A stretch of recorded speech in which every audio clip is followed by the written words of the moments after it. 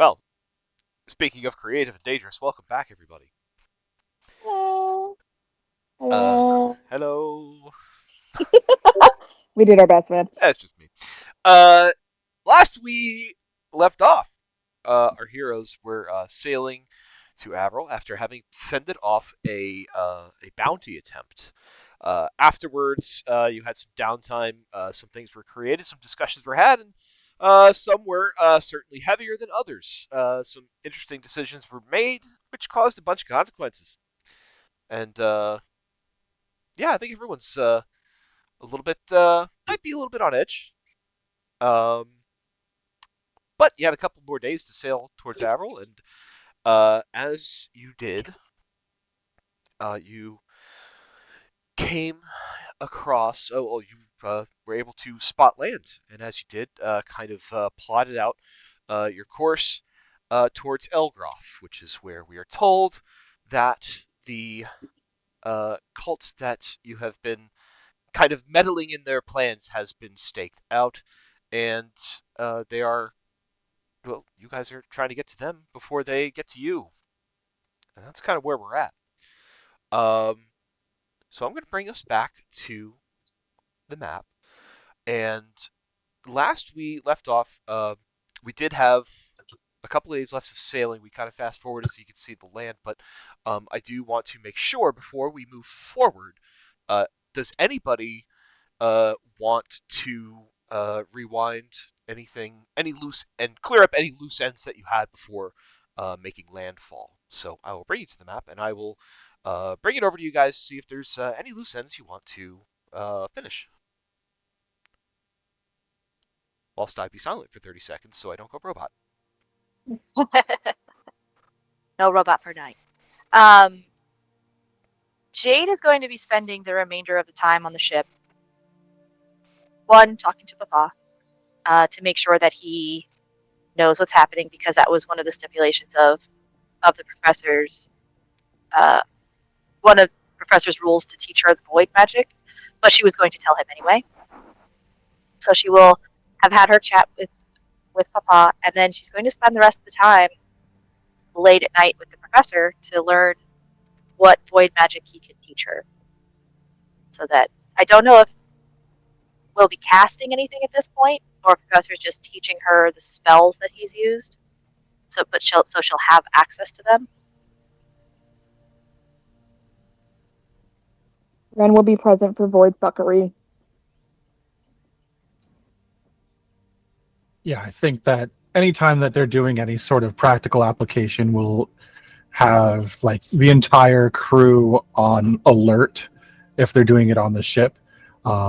He would start out with the healing spell that he managed to divine out of the lunar ether using the void. The one safe spell that he has would be the primary first lesson until she is able to cast it and they're able to verify that there's no ill effects as doing that before hitting the things that are known to have ill effects.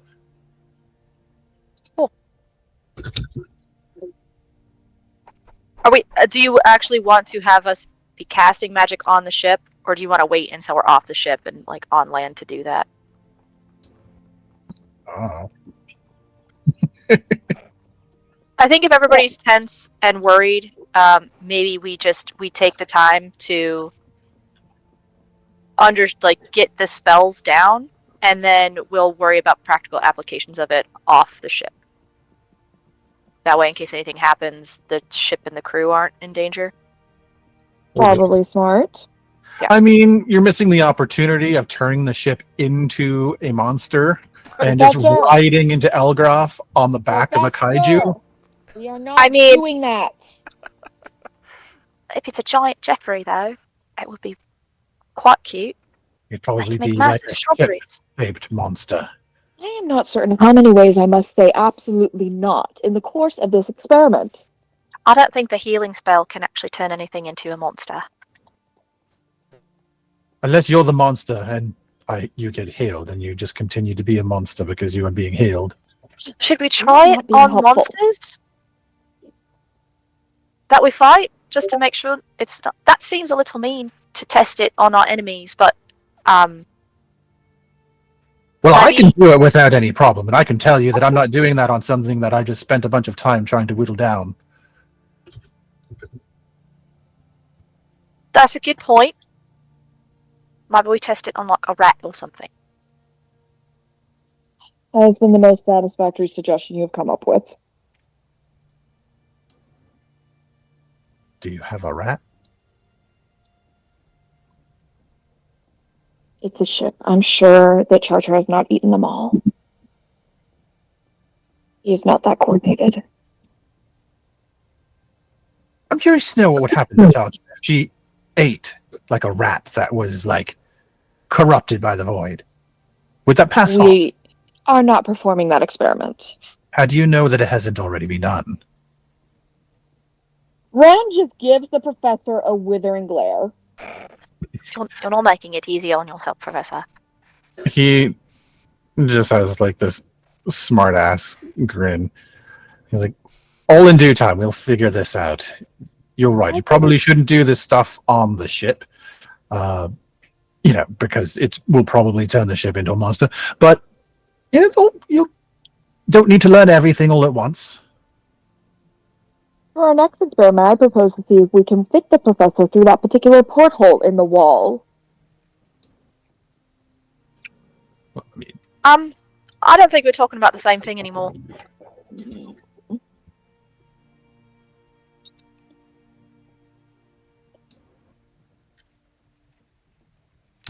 that's exactly the type of discussion we'll be having if you want all of your apples to turn into monsters. I will not turn your apples into monsters, Ren. Thank you, Jade. You are not half as amusing as you think you are. He just grins. Well,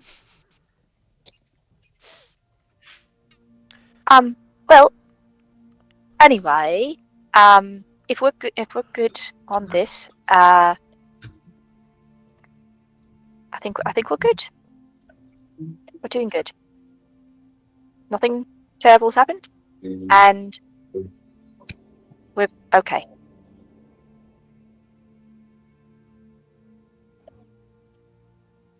All right. Okay. Well, with that, I guess we continue sailing. Yes. While we are sailing, I'm going to put 2 wither and blooms into my ring of spell storing. All right. And I did not buy paper. How do you feel about me converting gold to paper for spell scrolls? That's fine. Cool. I'm going to make a few spell scrolls. I mean, paper is pretty readily available, everywhere you guys have been. So, I mean, there's no reason why you wouldn't have picked any up. Narc and I have a bunch of paper in a brief. Paper is available in all of our bags. We are a Yeah. third party. Also, yes. Yeah. So some of us just have blank notebooks, just because they were pretty, and we just have them. And yes, I'm calling a bunch of us out right now. We just have notebooks full of blank sheets of paper. You could definitely have them. I That have notebook's no idea what you're beautiful. talking about. Joe, if I took a twin note and I scribed a spell into one of them as a scroll, could I then cast the spell through the twin note it was bound to? Oh man. Wait, I can answer this one. I like this No. experiment better. But try it. I See what happens. The nexus of magic explodes and you get shunted into the astral plane. Oh, how fast would that happen? Okay, if the ship is going 50 miles an hour Oh no. and the void I know a guy there.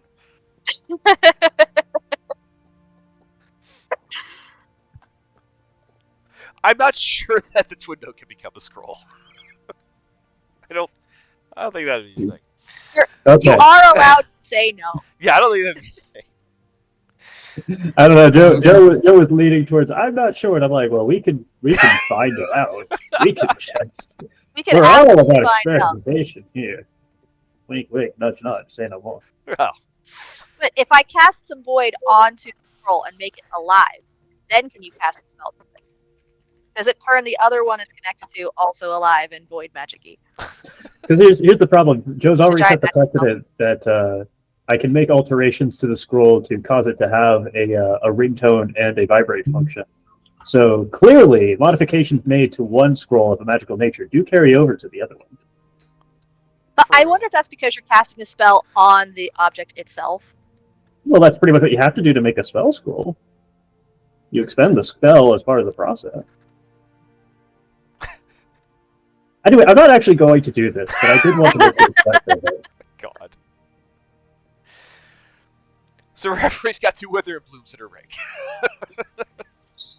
And 9 spell scrolls. And Jesus Christ. Okay, good. I figure one scroll a day while we're sailing is enough. No, that's absolutely, because you have order of scribes on this, right? Too. Yep. Yeah, that's yeah. Yeah, I could go absolutely crazy, but I'm not going to. Yeah, that would make sense. So that's fine. Okay, so Ruby's got some spells in her ring. She's got some spell scrolls ready to go. Any other loose ends to tie up? Guessing not. Nope. All right. Nope, I think we're good. So, as you have decided to take the long way around, it will take an extra day of sailing to get to the desired spot that you were looking to get at. About halfway into the day, the ship will kind of come up on this part of Cirrus Harbor here, where you can look out and you can see that the city of Elgrogh itself kind of sits on top of a bit of a cliffside, and you can see that there are buildings, there are smokestacks, there are all the usual signs of life that come from a city like that. But it being kind of on the side of a cliff does have a bit of a defensive advantage on its own, as well as the land around it kind of being a little bit barren, as is evident by the dead trees that you see on the map here. As you pass by, those of you kind of on the deck, and even your navigator and anyone else in the lookouts and like the crow's nest, things like that, they can all tell you that as you get to that point, you can kind of see along the face of the water into the cliffside underneath the city. There is a set of 2 caves. The caves themselves are kind of blocked off with some craggy rocks, so no way for a ship to get in there. But you can kind of see, you can kind of spot an area that would, match the description of a cove, where water kind of goes inside a bit of a cave system. So you can choose to take a closer look at this, or you can keep going at this point. I will leave that up to you, but that is something that you do see along the way.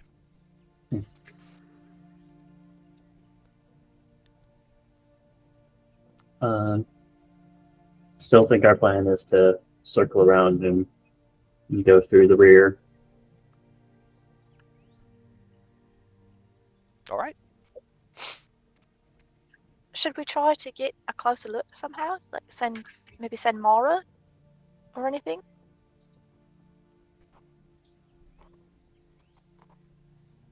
We can. I hesitate to do so, only that an owl flying out over the open sea towards this cave would probably be noted as unusual. And we're trying to do what we can to maintain our element of surprise. Oh, that's true. Can Mara change shape? Can she be like a crow? Yeah, but I would have to recast the spell. Oh. Which isn't a terribly big deal. Do we even want to try? Or do we just want to kind of sail up and around? Actually, do you have a spell of invisibility you could cast on Mara? Yes. That will give you about an hour for her to head out and back. Yeah, we could do that. And I will cast invisibility on my familiar. Right. Okay. And then observe through Mara's senses and communicate what I see back to them, even though I can't hear what they're saying to me. All right. So you send Mara out into this cove, And what she will see, there's a bunch of open water that she comes across, and as she gets closer to the cliffside, um, there are a couple of like large rocks that are in the water, but it doesn't seem nearly as craggy as this area might have been described as.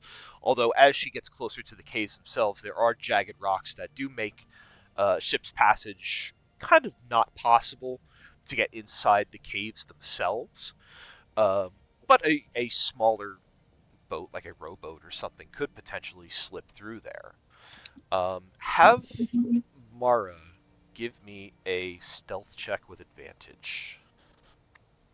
Well, let me pull up L stats.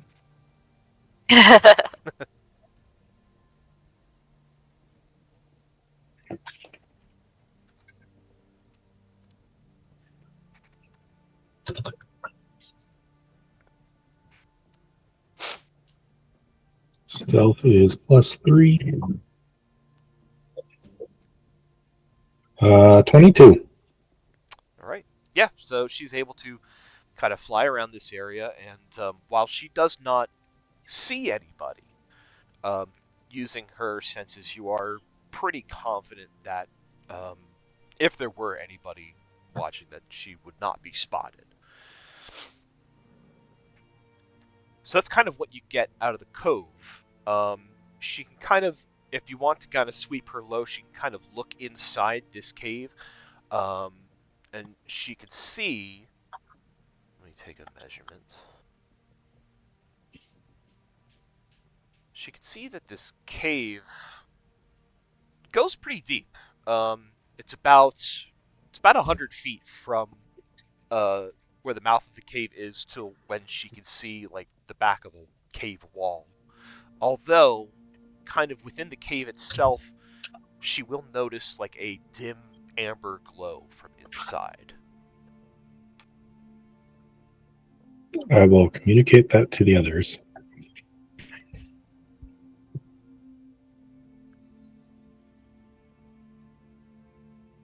Is it just coming from the? Oh, she can't hear me. I don't know what amber might mean. We haven't seen anything like that before, have we? Our light. Just regular light?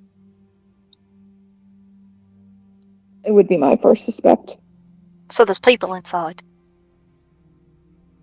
Something that requires light. I guess I just immediately went to some sort of magic. That's probably not a good thing.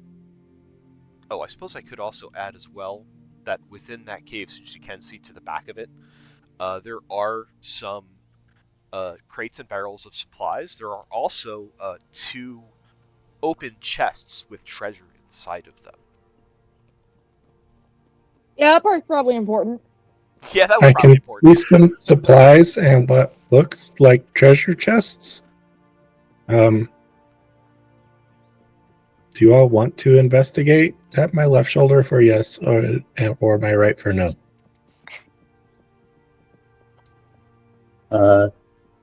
Narco will tap the right shoulder.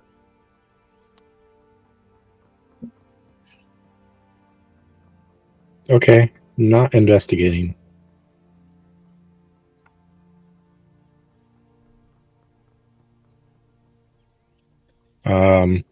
I'll keep Mara flying around, just looking for anything else that might be important. All right, give me a second.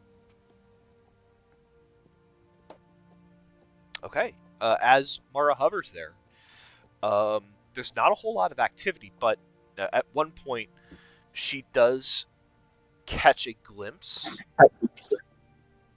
of what does she got? She does catch a glimpse of an orc and two goblins kind of patrolling through the area. They kind of go in from like the south of the cave, and then they move north, and then move out of her vision range.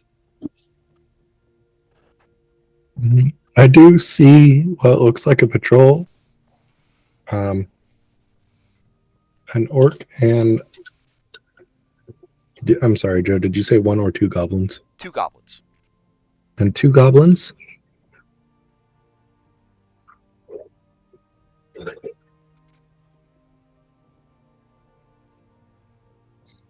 Okay, so there's definitely people inside. Mhm.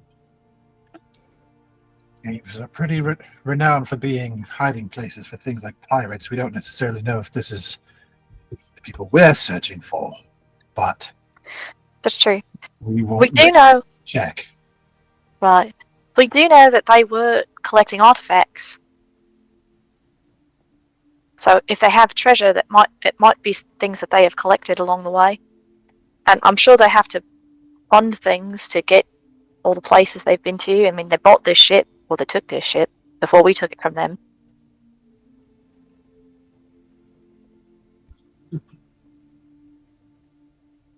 So it could be, but you're right. It could also just be other people using space. So these caves are on this side, and according to the map, we're going to go around the other way to see if there's maybe a different entrance that side. Yeah, I believe that was the plan. Okay. Should we have Reverie come back? I think so. I don't Okay. think there's more we can learn without actually going in there. Jay's just going to hug Reverie from behind. I think this will work. After a second or two of being hugged, I will come out of Mara's senses and say, Hello. hi, What- and I'll hug her back. I didn't know how. I didn't want to shake you or anything. Can you call Mara back? I think we're just going to keep going the way we were going to go. Yeah.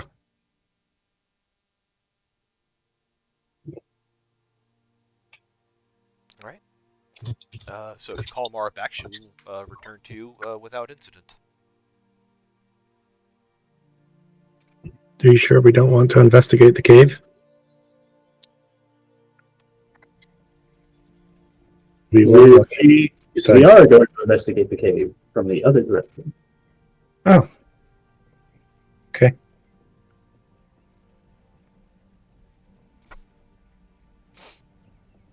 Hopefully, on the other side, there's another cave entrance that's not as treacherous. You know, Hopefully. we'll see. It's supposed to be. All right. So we're moving on then. Yep. All right. So you continue your sail around the Elgrogh Mountains. The rest of the journey will take about a half a day to kind of swing around to the other side.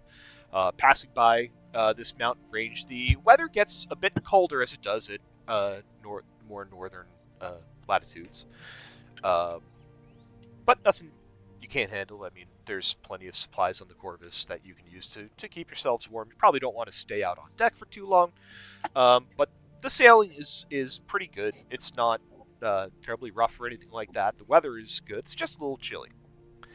As you come back around the side towards Umberlee's Reef, as you kind of let the ship sail in, you do see kind of in this area here, right where you're parking the Corvus.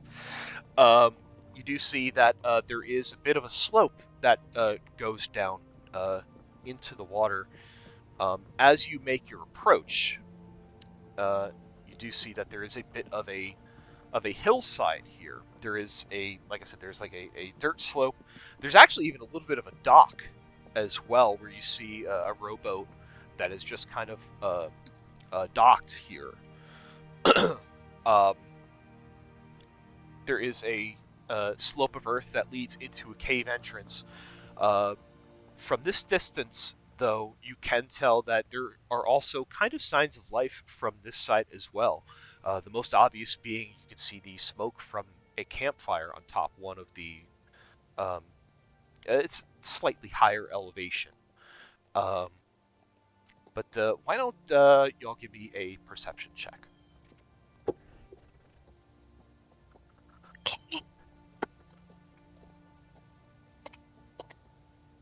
Perception. 21 for Jade.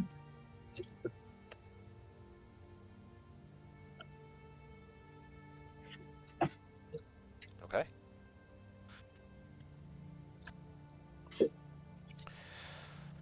So I would say with all of your perceptions, you actually notice there are two uh, smokes, uh, two sets of smoke from campfires on either side of this slope, leading up into the cave.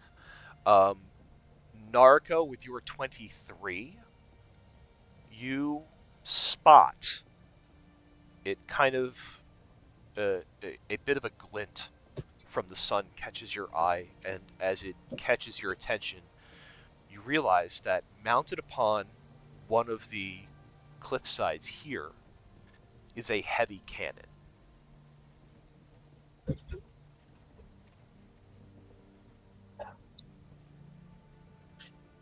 Heavy breathing.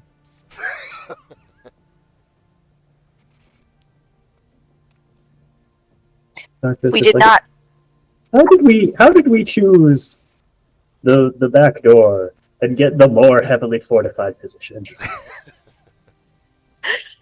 I mean, Maybe this is the we front did door? keep offering to use the rowboat to go in, but the other way. I mean, how do we know this is the back door? That's true. This could be the front door. Can we go back to the goblins? Those sound easy. I mean, it's a half a day to sail this way. We could try to sail back if we want to. Is the cannon manned? Or I would say with your group perception, you can tell that there is nobody actively standing behind it at the moment. just to make sure that in my mind this is clear. So we're coming up on this reef, Mm-hmm. on this cove area here. Mm-hmm. There's like a slope of earth down into the cove, and on the way up the slope, there are there's evidence of two campfires, Mhm. a cannon Mm-hmm. on the way up to the cave. Mm-hmm. Does it look like this is more like is the cannon looks like it's just kind of sitting there, or was this like built into the cave, into the wall, or is this something like we took a cannon from somewhere else and now it's just kind of hanging out here as our defense? That's kind of what it looks like. Yeah, like they set up a cannon Cool. to be a defensive point. The cannon is pointing out to the water, but as I said, it is currently not manned. How far away is the cannon? Meaning there's like nobody standing behind it currently. Right, there's nobody there right now. Right. Yeah. How far away is the cannon? That depends on how far away from land you guys want to be. How far away from land are we, guys? I don't know that one. I have a question though. Ben, did you pick up any of that stupid solvent glue stuff that you always like? No, I don't have any. Fuck. Okay, never mind. My plan's out. Well, how big is the Corvus? Like, how close to a shore can the Corvus get? Like, is it big enough that it's not gonna? You can't beach it. You have to like take a rowboat out from it to get to shore. Or... So yeah, a brigantine, a brig that you guys have, driving it up on the beach wouldn't be a fantastic idea. So to kind of save the hull, like it probably would be a good idea to take a rowboat up to shore. You could just go guns blazing and just beach it. I'm sure you guys have magical means that you'd be able to unbeach it. If you want to just We go also full run the risk ramp. of potentially damaging it. Yeah. And then, like, when we're off and doing our things, if they decide to fire out that cannon, the crew can't, like, take it to safety that way. Right. And Yeah. also, if we go with the plan to, like, keep the Corvus sailing to the next town, and we drop off into a rowboat and sail into the danger, we might, like, we're not leaving the Corvus to like go up without us around the mountains anymore. It could just sail down to like the city we didn't want to pass by because of all the bridges. But we could just send it there, and then at least it's in a populated area. It's like getting on nightfall by the time we hit this spot, right? It would be, yeah. So we could still take our rowboat out and make use of cover of darkness in order to get up Yeah. to the beach.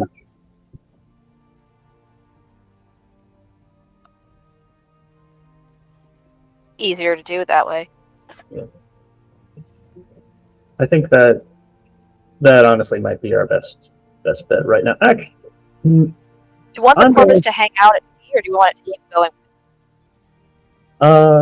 we'll have the Corvus keep going just on the chance that whoever's manning these camps spotted the vessel and to make them think that they, moved along. Plan. Or at least out of cannon range. Yeah, keep it out of.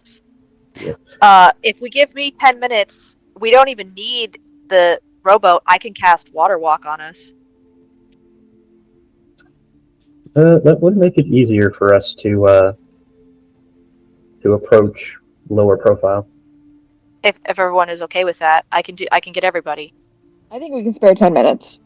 Let's take the time. We'll take the time. I'll cast Water Walk on all of us, and that way we can at least just get out. And we're also not, if we do get spotted and they fire a cannon at us, we're not confined to a tiny rowboat. Smaller target. Yep. I will also share my Eyes of Night with everyone, but I won't do that until we're ready to go, because it only lasts an hour.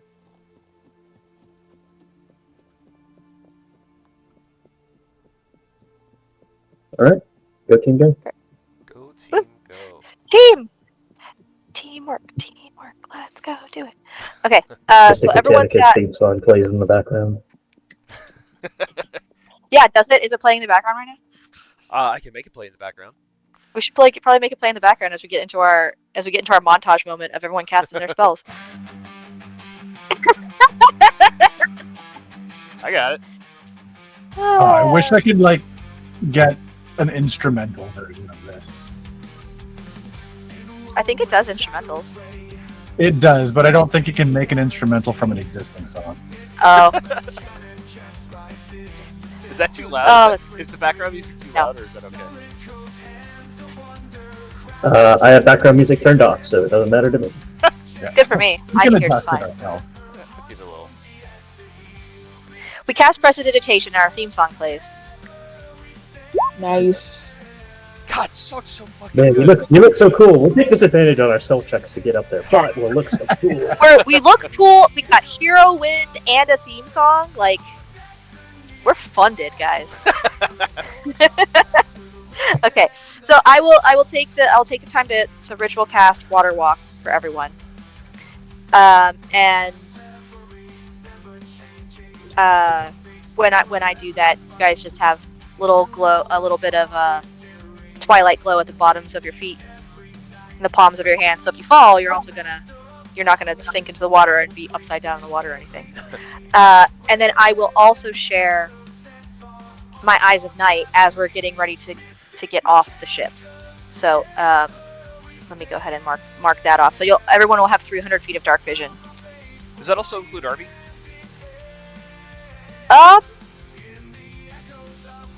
It says 5 willing creatures. Is Arby a creature? 2, 3, 4. Well, but I think it is, but that would kind of reach your limit if you want to get everybody else in the party. Yeah, I want to get everyone else before I get Arby. So yeah, Arby's got 60 feet of dark vision at baseline. So okay, I am adjusting vision. Great. So the plan is to cast the water walking. Yep. You guys are going to let the Corvus continue to sail on, while you guys kind of sneak off and walk on the water to get to land. Yes. Okay. I want to make sure I understood what the plan was. Mm-hmm. So, as under the cover of night, you guys get off the boat, and Jade gives everyone the ability to just walk on the water. So, water is not an issue for you all. You were able to cross water, head towards the beach. As you do so, please give me a group stealth check. Oh gosh. Okay. I got disadvantage on stealth, guys. Woo! Is it night? Yes. It is night. We have advantage. I'm glad it's a group check, because that's only a 12 for Jade. I'm going to say no advantage. Naruko's going to finally Guys, pop her sensor of cloaking. Ooh. Pass without trace and non-detection. ooh! Oh shit! I forgot I gave that to you. Or did you make that? Yeah, you did. Cool. So we get to Everyone add had plus- +10. Plus 10? Oh, that's a 22 for stealth. So 25. Oh, those numbers look much better. Much better! Let's see. The only one under a 20 is Professor.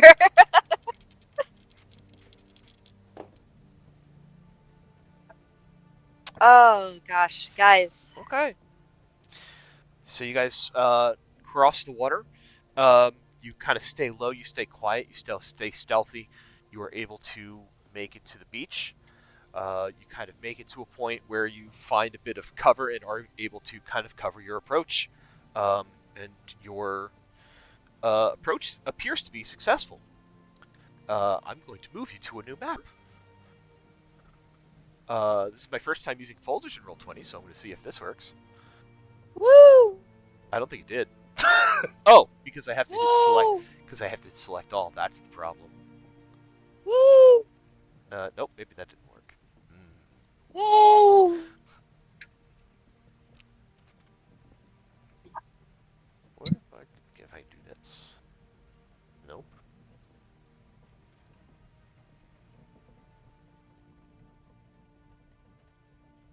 How? Dang it!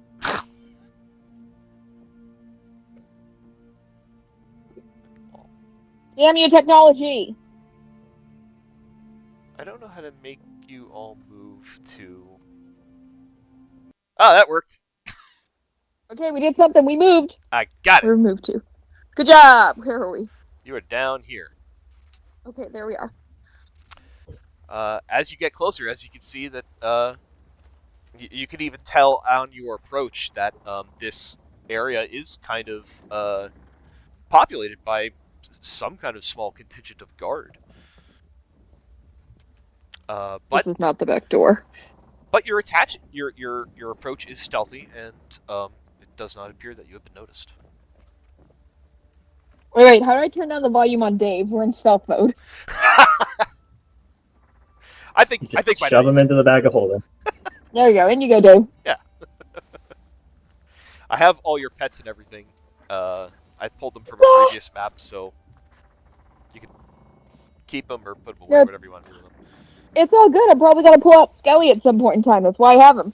Nice. So you've made it to the beach. There is, you can tell at this point now that the stacks of smoke were from two campfires that are kind of on these higher elevations up here. Here is the heavy cannon Arco that you spotted.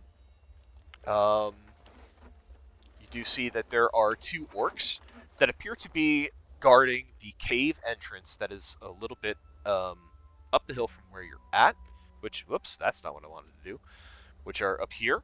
But easy to tell, both of them have fallen asleep. You can hear a couple of goblins on the elevation above you that are just kind of chattering back and forth and just kind of bickering about, whatever. And the one big thing that you do notice is that there's another one of these guys that's just kind of doing his own thing, just on the path. So you made it to the beach. Weird void dog.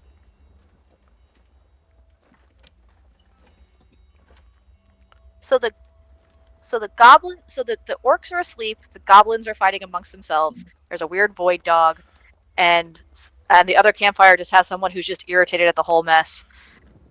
Yep. kind of the idea. Good to know.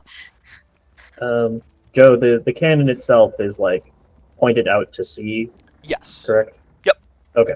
So we're pretty much like well within its kind of too close to fire range. Yeah, you from where you're at, especially at this lower elevation, there's no practical way that this cannon would be able to get you. On Perfect. top of that, you would know a heavy cannon, like even if you were to get up to kind of like the top of that, like this kind of little mini cliff here, to try to Mhm. swivel a heavy cannon would take probably more than just that one dude that's like standing on that side.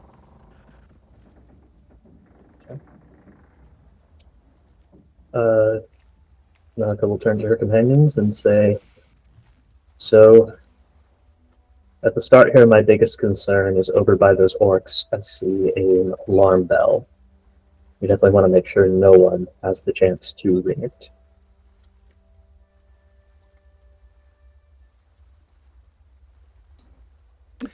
As you Um, spot the alarm bell, Nariko, give me Mhm. another perception check. Okay.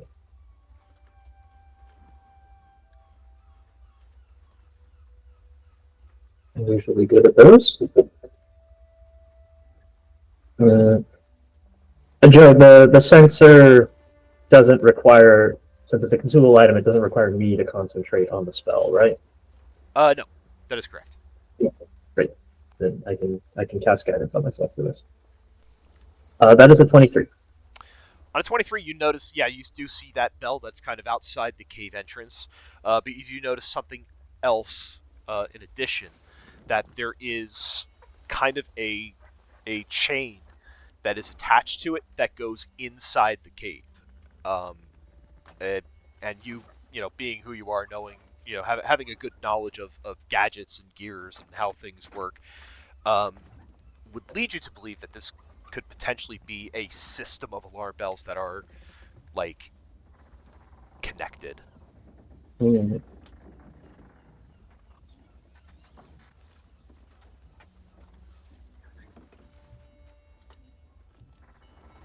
Uh, Yuki has probably the best stealth out of everyone here, right?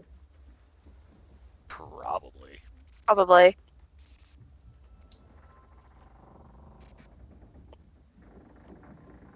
If I could get the orc that is right next to the alarm bell away from it silently, does anyone have a means of getting the other one away as well? I have silence that I could cast.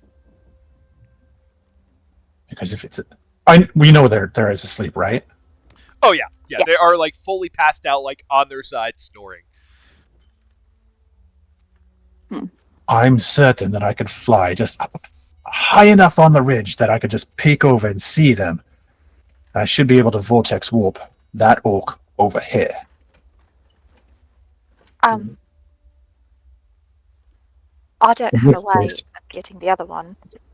Not quietly, anyway. I can cast invisibility on 2 people.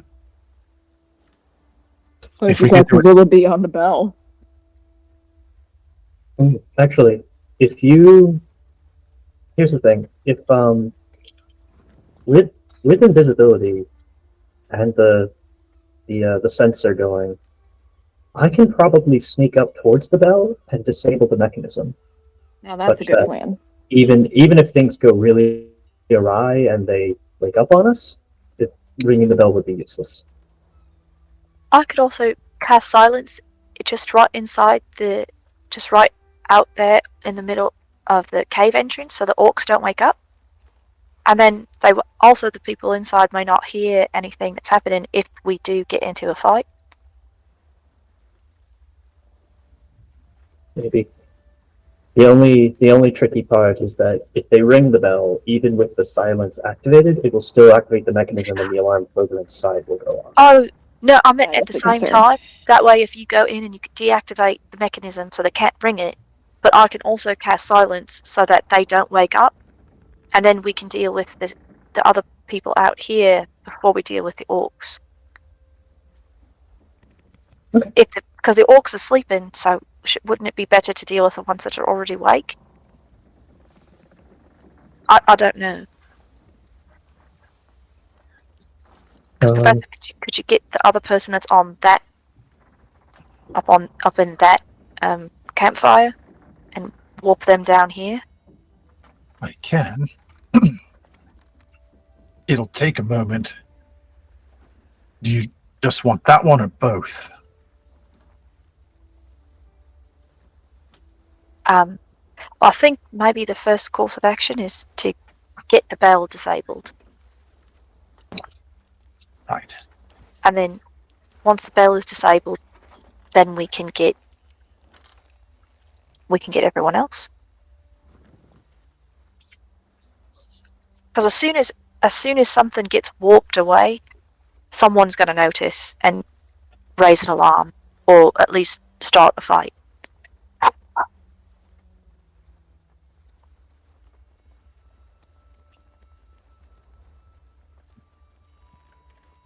Or I don't know what kind of senses that guard beast has. So even if someone were to sneak up there invisibly, if it could smell you, it's not going to do much good. Or if it has Oh, that's true. sight, devil's sight, anything like that. Well, Warp someone least- up there.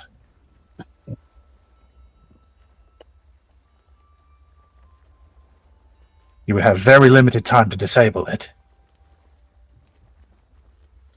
Well, if Noriko goes invisible, though, could you still get her up there? Let me check, because I'm pretty sure I need to be able to see.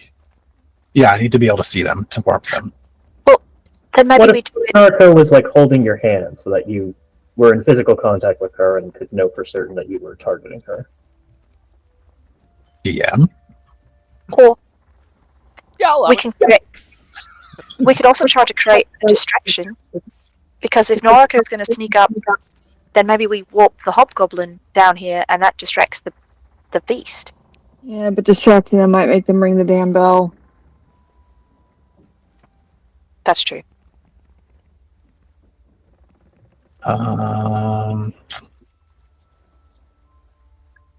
I have. That's not enough. Do we still want me to cast silence? Let's wait and see where we end up at. I think we can save silence for now. I don't want to use too many of our more potent spells just on the first guards. Okay. Alright, so who am I making invisible? Narco and Professor? Or Yuki?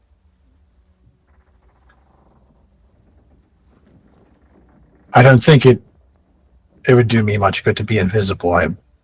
Most of my stuff is at range, so I could hide here or way up in the air. So maybe Yuki then, because she can move fast. okay. Let me know when you only have a minute. For invisibility? I'm sorry, an hour. I was about to say. Yeah, that time goes by real fast. Okay, so just to be clear, the plan is we make you both invisible. Professor tries to warp you up to the bell. Wait. Yes. What if I twin spell the vortex warp so I can warp the orc here and put Nariko there at the same time? Love it. Do we want to warp the orc though, because it's already asleep? Yeah, but who knows how much noise that's going to make disabling it. Is having someone out of the fray just in case things go bad is going to do a world of good, especially if we put it right here next to our friendly Tabaxi and Robot and Horse with a skull and Girl with a hat. Okay. My concern is that there's other people inside that can also raise more alarms if they hear that there's commotion outside. So, whatever we do, we just need to make sure we do it quick before anyone else raises an alarm. As long as they can't hear me casting, they shouldn't make any noise warping it. So, hopefully, it should just vanish.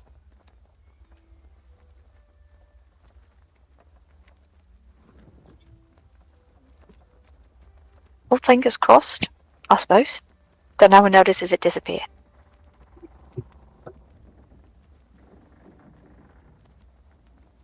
My biggest concern is that beast. Seems like the goblins are busy amongst themselves. Not really sure what that hobgoblin's doing, but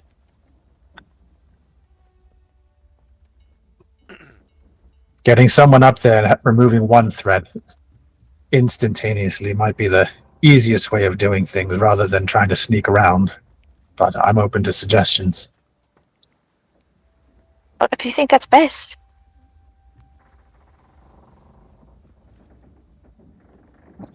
Well, Naraka, how will we know that you've gotten the bell disabled?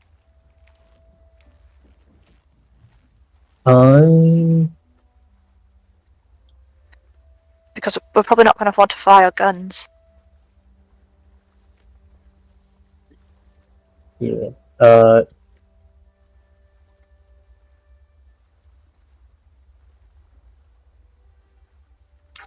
I'm trying to think of a way I can signal that doesn't cause me to lose the invisibility. Because I've got message, but if I cast message, then I pop back up. So.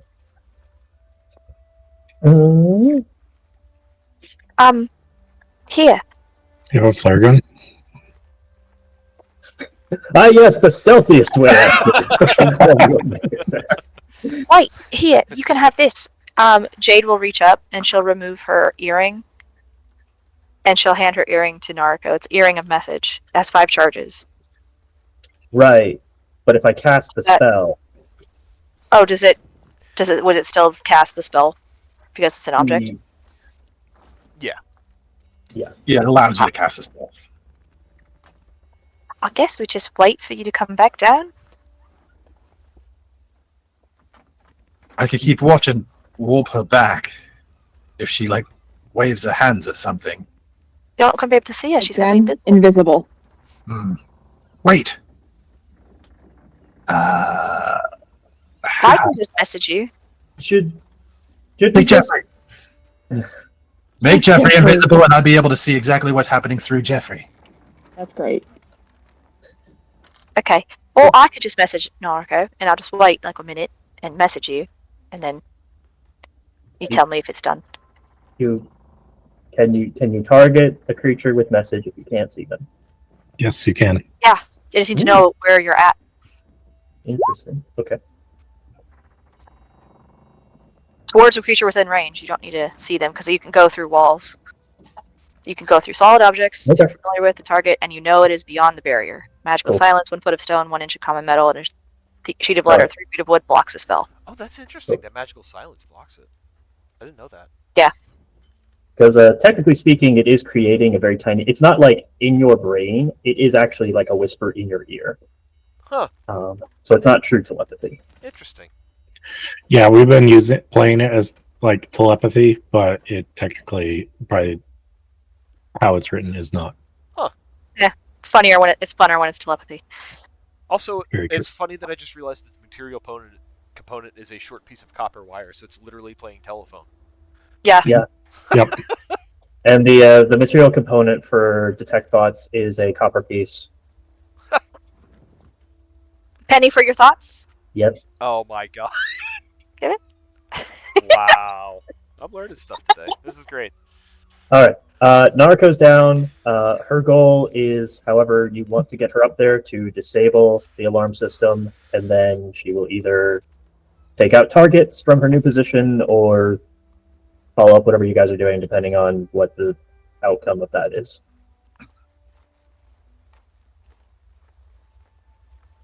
Yes. Okay. All right.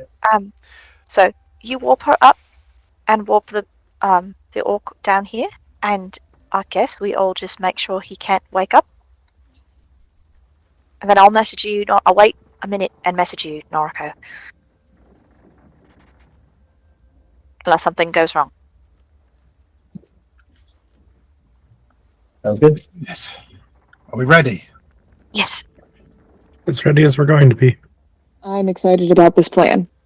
All right. I'm not. Yeah, I will. Reverie will cast invisibility. I will do a double warp. Oh wow, you're within range already. Yeah. All right. I would say with Professor's Vort to double warp, let's start an initiative, and you guys are going to get a surprise round to do whatever it is you guys are going to do. Oh, yay. My initiative suck. Surprise round for bullshittery. Can I? No? Does my? Oh, it didn't suck today. Come on. Yay! I finally rolled on a real dice and I still got a 1. Oh, there we go. Sometimes the dice need to tell the story, and sometimes the story is we're in last place. Hey, I also got a Hey, one. twinsies! Hey, that had better be the only one you bitches give me tonight. Avez-vous comprende? Oh, that's crazy. The Uh, digital dice and my real dice rolled the same number. Yuki also got a one. Oh, no. Ben, No more digital dice tonight. that's right. Hey, said they're bitches. Reaction to that. Let me get some of these other guys into the initiative. Oh, shit. There you are. This dice is working well for me so far. Yay? That is good. Yeah. Look, we need the clerics to be on top of their healing. It does help. Hey, I'm not going anywhere for a while. I'm gonna run to the restroom. BRB. Yep. You could go places. Y'all Go want to to the restroom. take bio breaks? Now's a good time to do it whilst I get some initiatives rolled. Goodbye. Goodbye. Oh my gosh! Like goodbye. Oh my god! I can't believe we're gonna go around the back entrance, and we end up doing the same plan Jade had the first time around. Only this time there's a cannon. I'll be honest. This actually is, well, considered the back entrance. You guys planned well, I think. We did plan well. I'm not saying we didn't plan well. I just find it funny that the plan ended up the same regardless of what we did. Where is my... I don't know, where is it?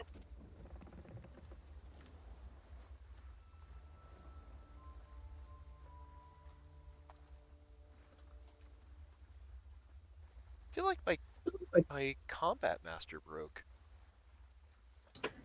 Oh, you know what you need to do What? is before you launch into the game, you got to go to your settings and API settings and restart your APIs. I do that before every game. Otherwise, often they just don't work. Really? That's interesting. You think it'll work now that we've already rolled initiative? We would all, yeah, probably, but we would all have to refresh after you restart it. Nah, I'm not gonna worry about it then. I mean, we can refresh. Nah, I'm not worried about it. It'll be fine. What's wrong with the thing? The little command, the little control prompt isn't coming up when I type the command for it. Oh, okay. That's fine. It's not a big deal.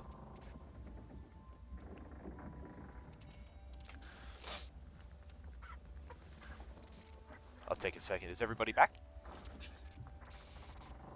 Here. I am back. We might be waiting on Suzanne. Gonna stick a pin in that and circle back. Yeah. It's alright. I'll take a second to take a bio break myself. Joey's gotta pee.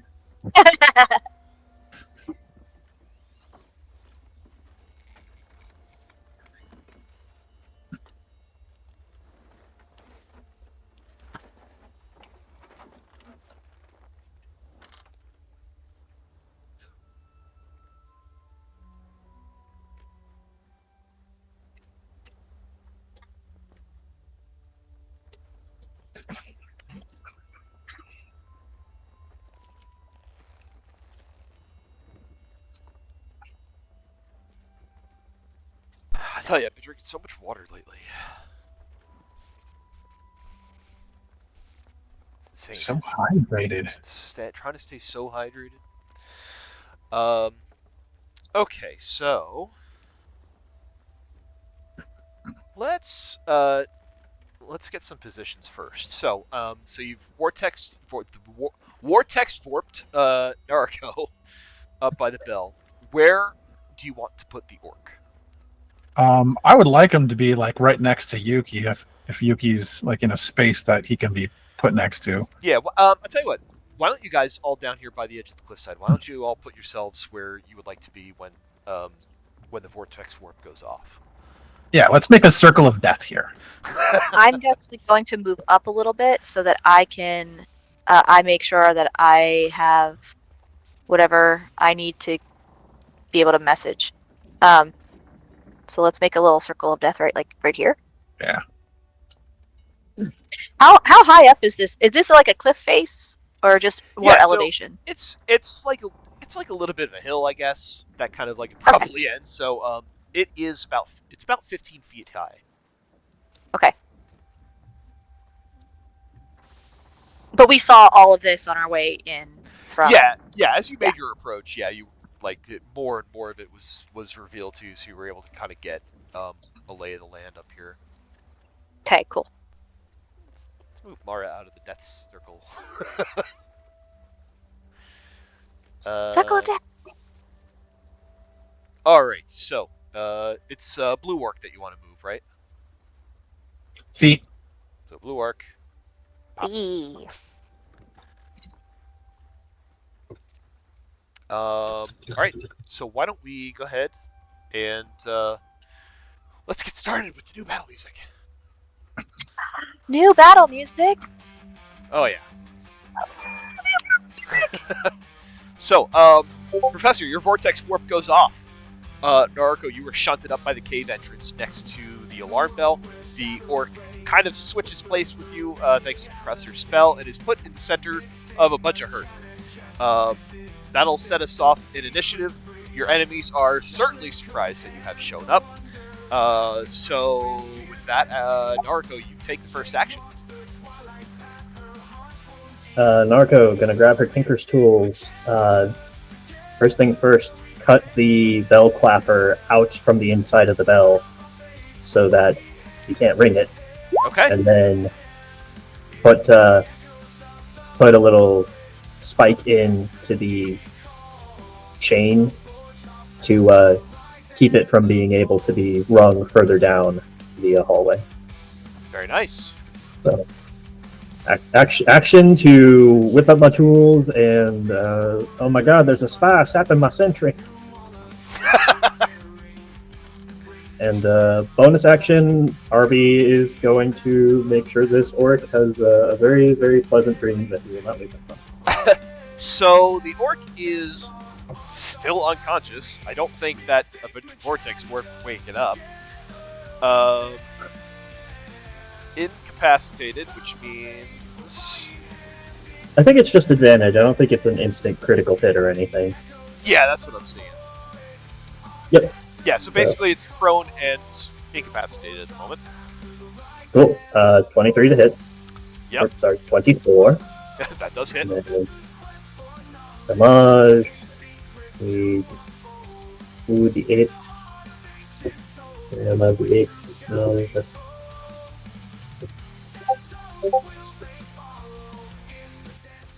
Okay, that'll be 13 points of force damage. 13 points of force damage. 13 points, and say he wakes up, but he is prone. Still. And surprised. Is that all for an arc?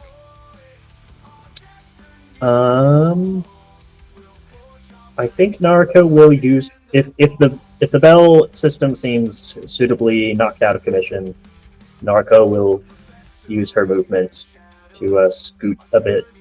Oh wait, I can't move because Jade wants to try and message me. So I guess I'll sit right here. Unless you find another way to alert us that the bell is done. Like, she was just gonna wait. You know she's gonna wait a minute before she messages you. So, so if you want to go somewhere else and figure that out, that's fine. I think I can stand to sit here for at least one turn, because if is if say like the Void Beast manages. Let's see, because I've gotten on Sniff you out. detection up from and pass without trace from the sensor plus invisibility. So there are a couple of corner cases where it might still be able to detect me if it's got weird fuckiness, but and me moving like 5 squares away probably wouldn't change how well it could come up on me and try and savage me. So that's fine. Yeah, true. Okay, cool. All right. Then we will move on to Professor. Does being prone do anything for you against being grappled? I mean, you have advantage on attacks, so I guess you would have. Let's see. Incapacitated. Well, not incapacitated anymore, but prone.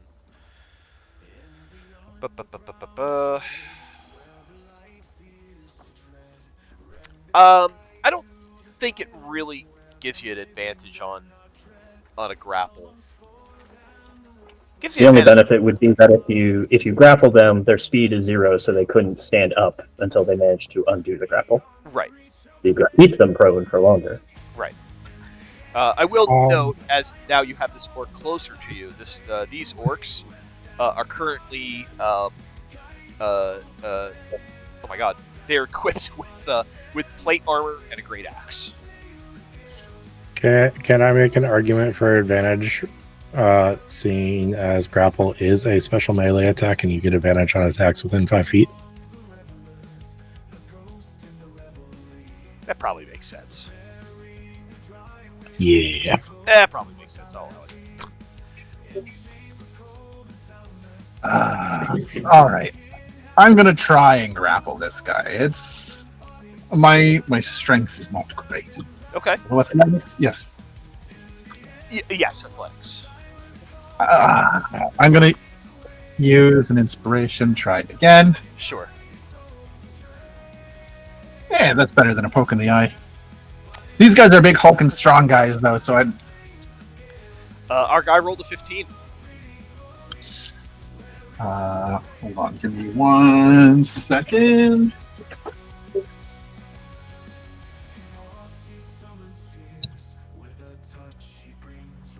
I'm gonna fly 20 feet up into the air with him. Shit. And he's just gonna whisper,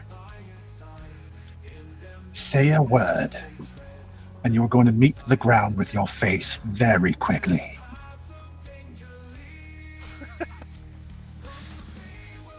Give me an intimidation check. Yeah, okay.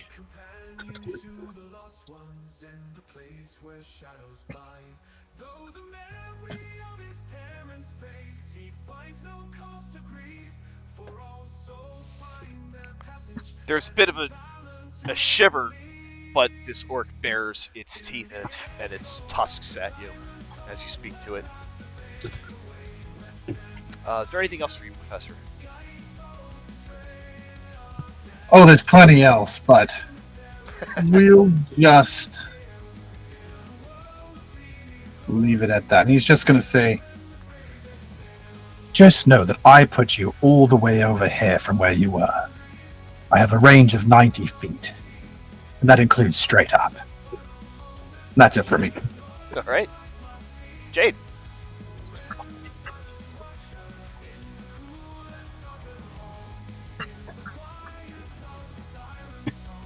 Jade might be muted. Oh, I am muted. So Jade sees Professor fly off with the orc and goes, oh gosh, okay, that was not, I did not think we were going to be doing that. What are we supposed to do now? Message Narco. Narco, did you? The Message professor takes took your you all. action. That's fine. Okay. I don't know what else. The whole plan was to get the orc down here, and now he's gone. Okay. So she is gonna take that, and she's gonna go, Narco, Professor took the orc. Is the bell done? Did you bell? The bell is disabled. Oh, good. Okay. She gives a thumbs up. Everyone else. Noriko disabled the bell.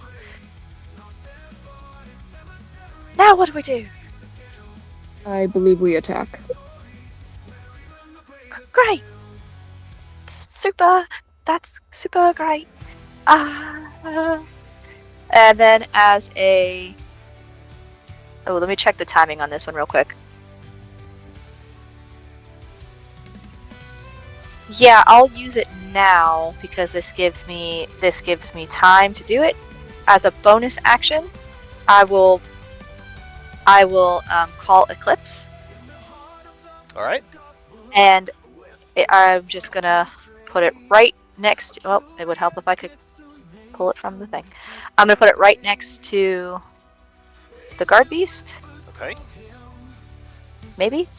Do you need me to, Oh, I do you can't need to drag take it out? I mean, you know I don't like that, but if you want to this time.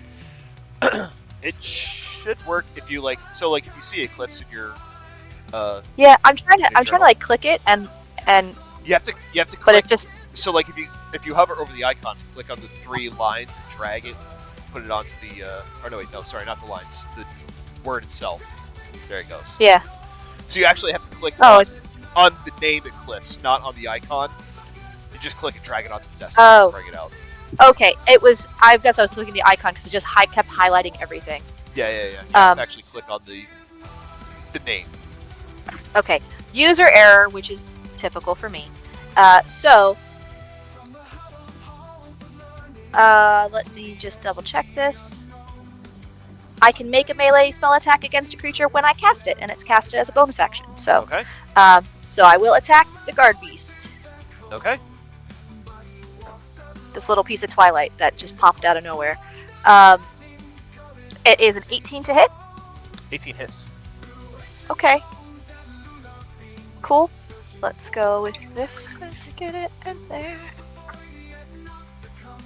9 points of force damage. As Eclipse slashes into the beast, there's a bit of a yip as you see the beast kind of like goes into like a defensive stance, kind of like twists around, sees your spectral weapon just kind of sitting there and starts growling. That's right. Go after the stick. Get the stick. Go for the stick. That's my turn.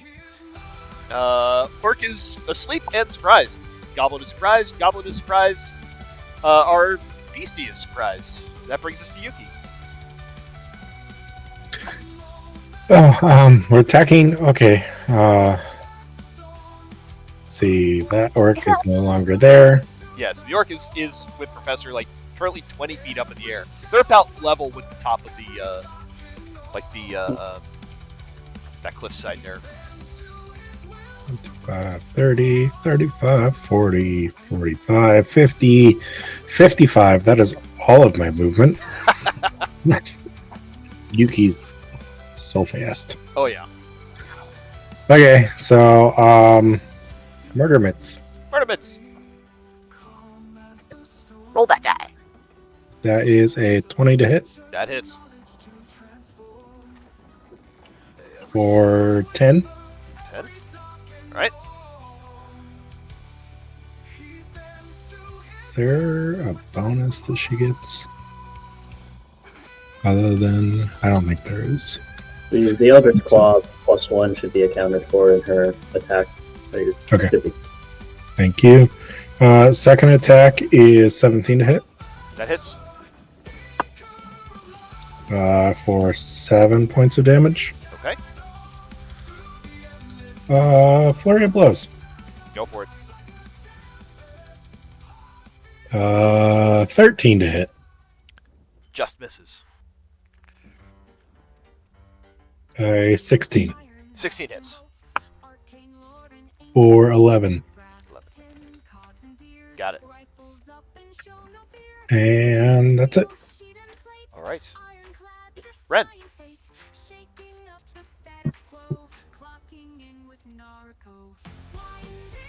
Okay, I got 40 feet, so I'm going trot, trot, trot.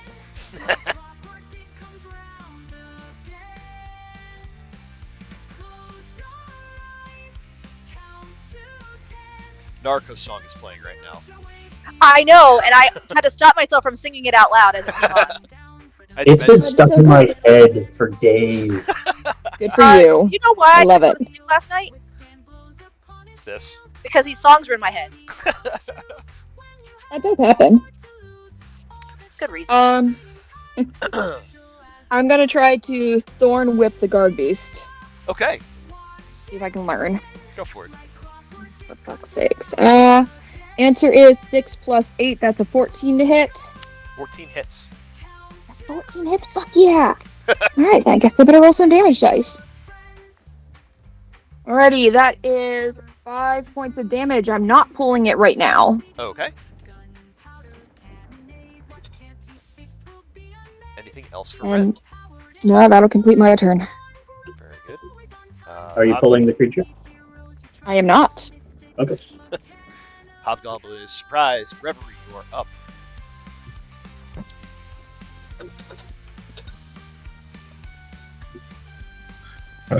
Reverie.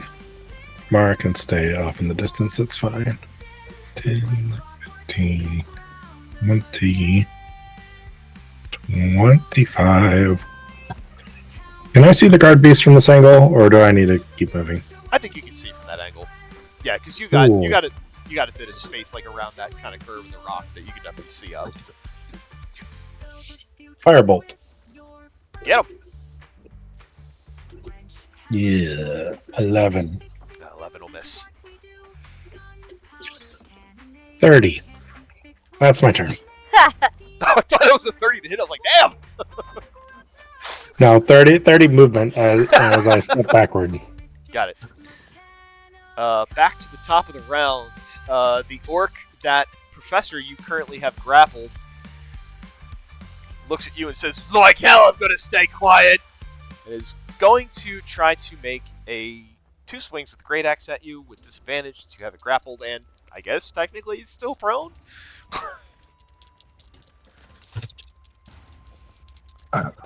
That was a dumb decision. Truly.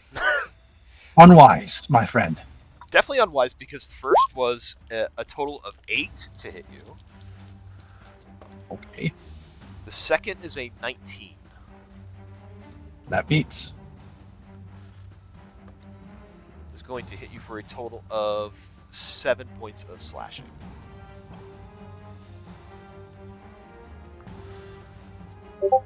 But it chose to attack you rather than try to free from your grip, so that's the end of its turn. That brings us to Nariko.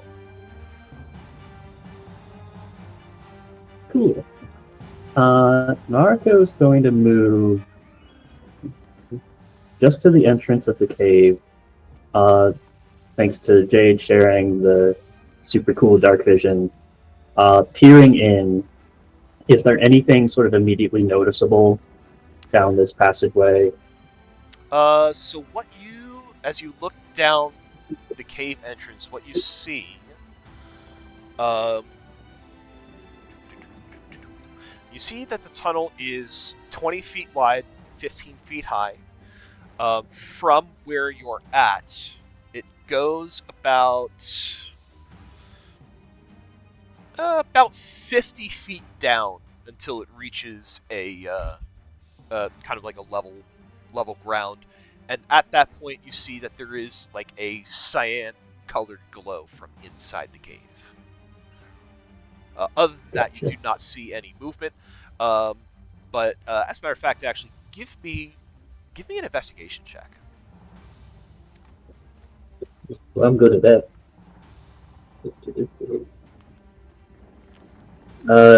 24. You do see that the chain from the alarm bell runs all the way down into the cave and kind of meets a junction, kind of down at that flattened part. Gotcha. You do also notice as you were looking at the chain too, that the chains are connected in such a way that not only will, if one bell is rung, it has the potential to probably ring other bells throughout the complex underneath, but it is almost like counterweighted too, so that if you tried to cut the chain, the other bells would still ring immediately. Gotcha. So I made the correct choice in trying to staple the chain in place as opposed to cutting it entirely. Yes, you did. Yay! Neville is almost as smart as his character. Okay. Follow-up question. Do I get the impression that if Nariko starts shooting her rifle, sound is going to carry down into this cave pretty well? As you peer into the cave, you actually hear the sounds of kind of water crashing upon rocks from inside. So I think you would get the impression that the sound of your gun going off would probably be pretty drowned out by it. It'd be pretty muffled. Joe is a merciful DM, and I appreciate him. I thought ahead. I And was, it I was well, ready. that also makes sense why they wanted this setup with the chains, because they needed a method that would make clear alarms that wouldn't get drowned out. So this is good. This is good world building. I approve. Cool. So the fight is on. Yuki and the sword are fighting the guard beast. The professor is like up in the air. He is absolutely visible now. Yep. So Naruko is going to go commando deep behind enemy territory, and she is going to take 2 pot shots at this orc here. All right. They're done. Taking advantage of the fact that yeah, he's probably a very easy target at this range, right? Yeah. Both shots you'll have advantage on, because even if the first shot wakes him up, he's still prone. Nice. So I'll take it. Use the advantage. I'll go ahead and use sharpshooter. I know he's in the heavy armor, but hopefully the advantage will make up the difference. So. Yep. I should probably put a little prone icon on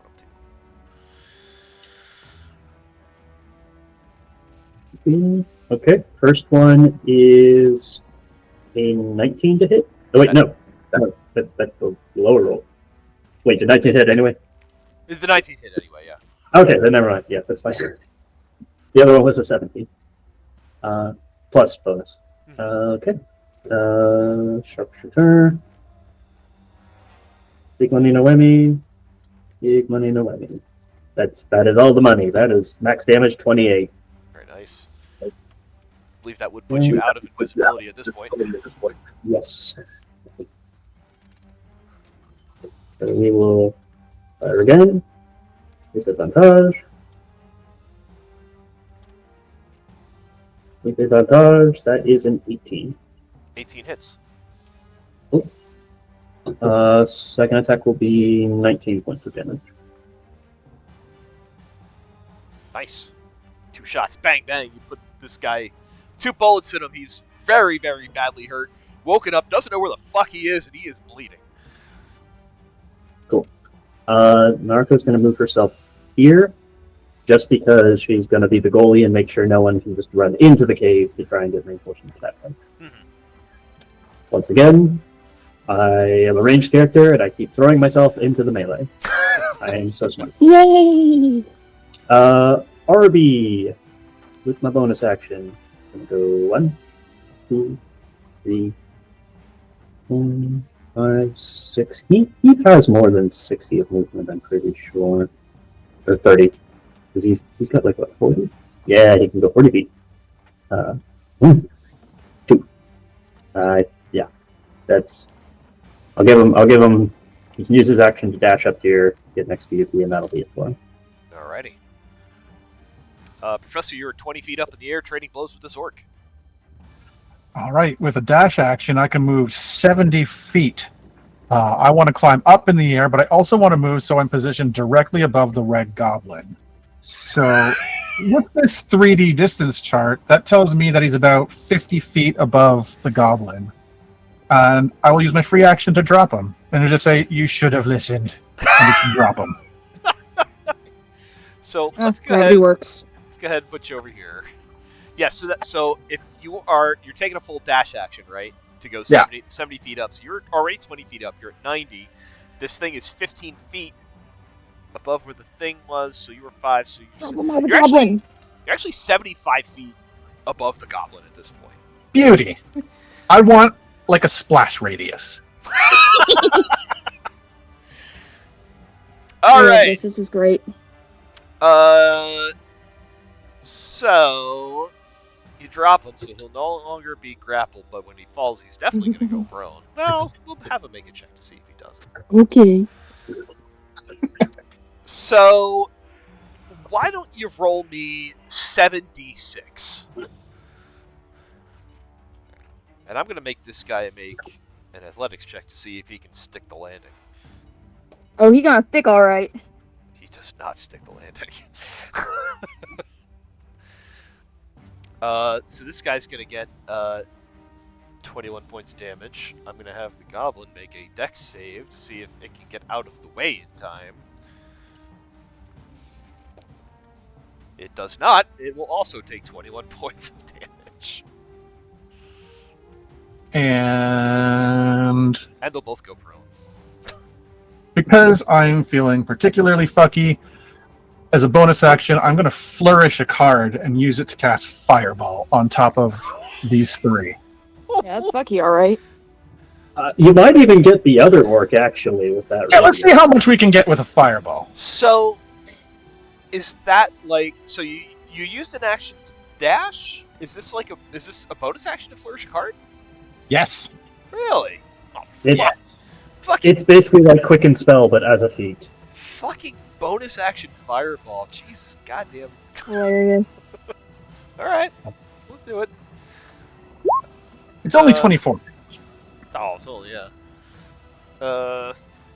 fireball. 20-foot radius. Where is my fireball? Fireball. 10.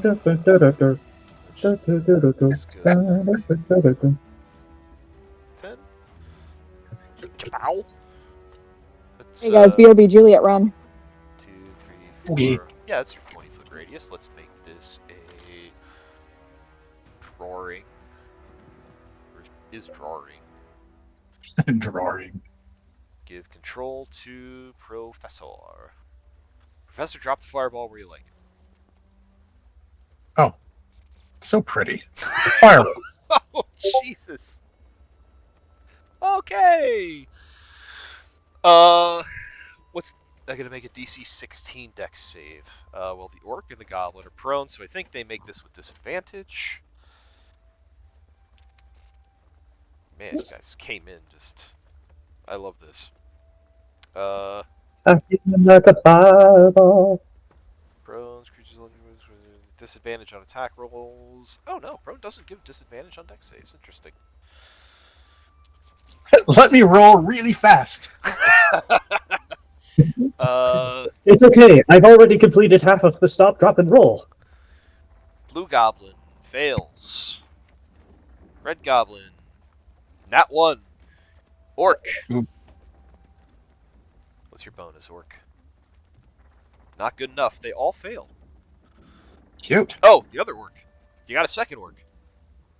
That's Yeah. a failure too. Jesus Christ. All 2 right. for 1. Okay. Hey! X-Men fire damage. So this poor orc was just sleeping, guys. He was just kind of like snoozing. 2 bullets and you fucking put him on fire. He's out. Goblin, 24 points down. Other goblin, 24 points down. The orc takes another 24 points, is barely hanging on. He'll just call down after that and say, I've got 3 more of those if you feel like giving up and surrendering now. There's a bit of a sizzle as the orc and this goblin both look up at you and just. They're coughing smoke. They're coughing smoke and blood. That's it for me. Very good. Jade. Okay. I'm going up here by Reverie on the other side of her because I don't like that. And Eclipse is going to attack the beast. Go ahead, give me attack. Jade, or Reverie, are you missing hit points? No. It looks like you're missing Must have hit just been points. copied from the token and I never noticed. Oh, I probably didn't notice either. Okay, yeah, Jade, give me an attack on the beast. That's a 16 to hit. That hits. Okay. And that's going to be 8 more points of force damage. All right, It's a bonus action to attack with that. correct. And then as my action, I am going to Let's see if this does anything. I'm going to toll the dead on it as well. Okay, so that is a wisdom save. Yeah, he's the one I can see right there. What is your DC? 16. Beast rolled a 17. Okay, he will not take anything then. Okay. Is there anything else for you, Jade? That's my turn. This orc is dead. Blue Goblin got fireballed by Professor. I think that's kind of all he's looking at right now. So...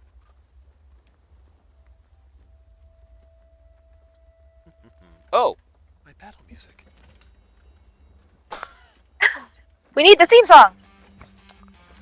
Put on the one about my best friend who's a horse with a skull. That thing is Yeah, so ridiculous. Put that I one on. love it. God.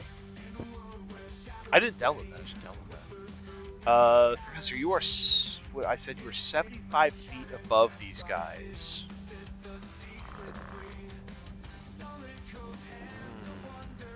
Isn't that nice? Okay. So the goblin, so it's Blue Goblin that's going, is going to look up at you and is going to say, "You don't belong here!" It's going to try to smack you with 2 Eldritch Blasts. Oh, you little shit. First one is going to miss on a 13. That is cocked.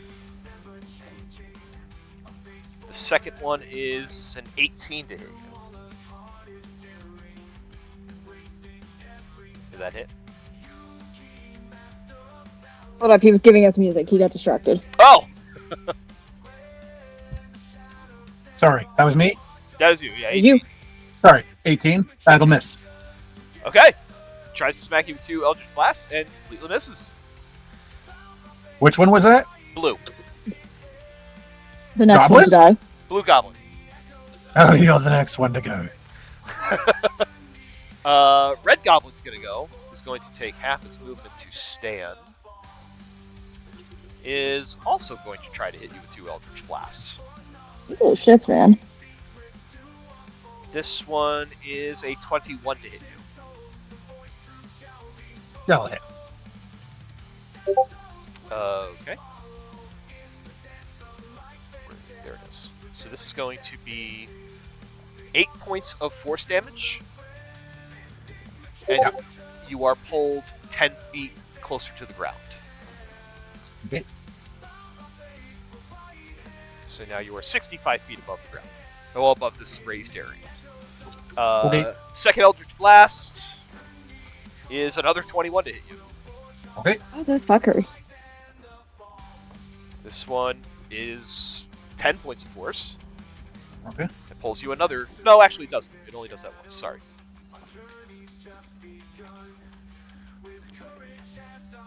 Alright. Oh, not pulling my HP over. Oh no. Alright. Guard Beast. Oh, yes, it is. Sorry, go ahead. That's right. Guard Beast, Arby just rolled up on it, but Yuki was the one who would kind of attack it. It's got this Spectral Blade. I think it's going to go after Yuki. It gets 1 bite attack. This is a 21 to hit Yuki. RB will impose disadvantage. Arby imposes disadvantage. Makes it a 7. Shield guy. Shield Guy. Shield back. Shield guy. Shield guy. Shield Guy doing Shield Guy things. Yuki, you're up. Murderments. Murderments. That is a 25 25 hits. or 7. Okay. Second is a 25 again Hits. for 11. Takes it down.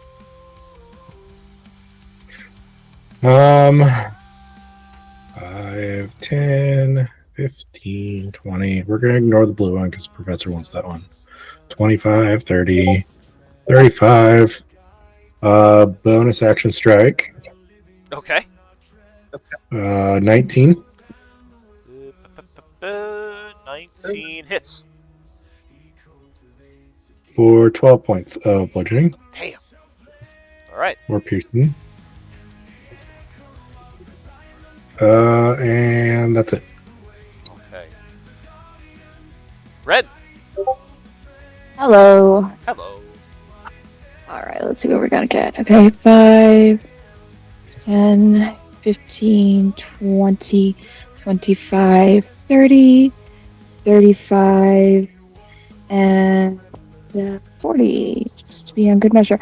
I'm going to Thorn Whip that blue orc over there. That's what I'm gonna do. Go for it. Oh, for fuck's sakes. Fun fact, you have advantage because you're making a melee attack against them. Yay! Okay, well that first one was at 11, so let's hope I do better. Okay. I think it was a nat 20. So that's 20. Yeah, it was a nat 20. Give me damage. That's the inflection that Suzanne gets sometimes when she gets a nat 20 is just that happens. I wasn't ready for that. Oh, Well, I'm against my shitty rules. I wasn't ready. All right, let's see here. 12, 13, 14, 15, 16. 16 damage. Yeah, that takes him out. I can't drag him through the fire? I was looking forward to that part. I mean, All right, enter him. you can still drag his corpse onto the campfire if you want. Yes, I'd like to drag his corpse onto the campfire. That way all the little orkies and goblins in there go, it smells so good. It smells sickly sweet and very much like body odor as the sword Oh, goes man. away. It's real gamey out here. Okay, that's the end of my turn. The hobgoblin just like nope itself on out of here. It's like nope, I don't get paid enough for this. He does not. Several barbecue. This was just supposed to be a guy's night. I'm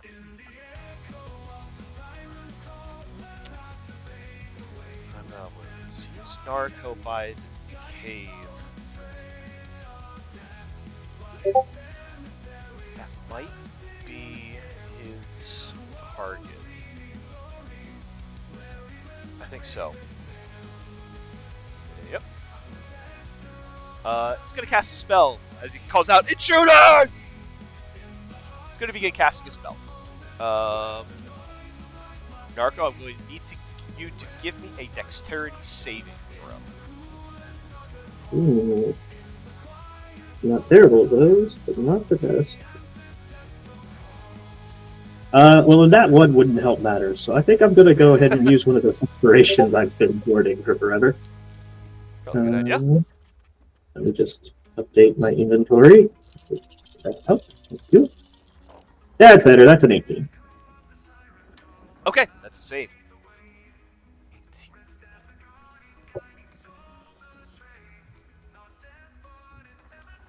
Makes me sad because I rolled really well on this damage. So this is a lightning bolt that it cast at you. Full damage would have been 37 points of lightning. You will take half on a save. Cool. I'm going to cast Absorb Elements, so I'll take that half again. Okay, so I guess that'll take it down to like 9, I think. What was the raw damage? 37. Okay, so 37 divided 2 for saving makes it 18. Divided again, so we'll take it down to 9. Excellent.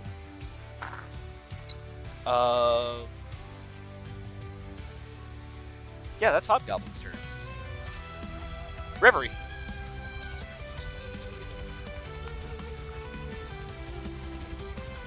Oh, I was about to move, and then I saw that guy. I don't like him. I don't like you. I don't like it.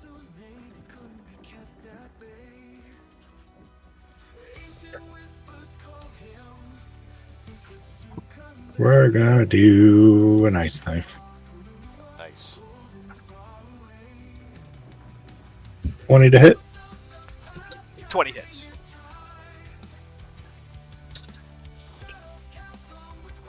Okay. It is 6 piercing, and he needs to make a dex save. And on a fail, he takes 8 cold. Dex save. What's your DC? DC is 17. 17. Make 17 exactly. Okay, no damage. All right. Just the 6 piercing. Yep, got it. That's my turn. Right.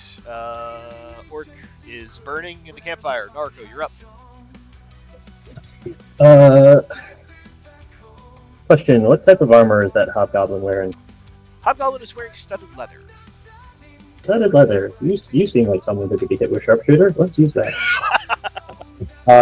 Hey Joe, remember when you ruled that I could use absorb elements to throw it onto my ranged attacks? Yes. I'm gonna do that. Okay. Joe.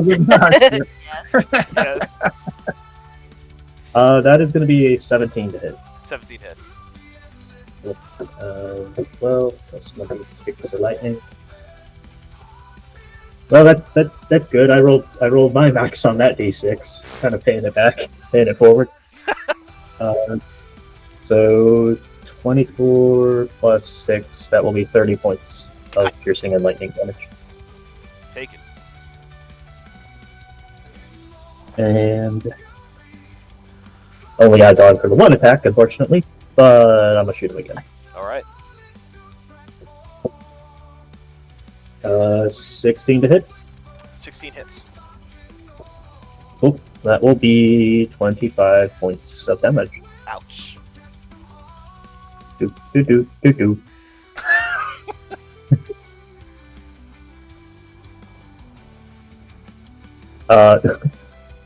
Gentle reminder. Please be quiet. We are trying to be stealthy.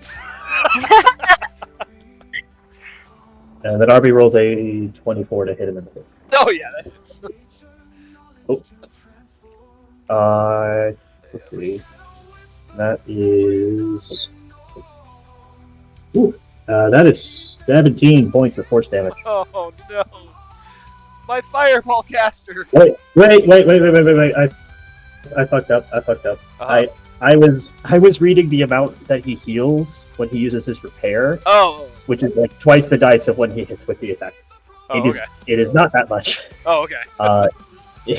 It's going to be 12. Yeah, it still takes him out. Okay, good. It still takes him out. You gotta put more casters up in here, man.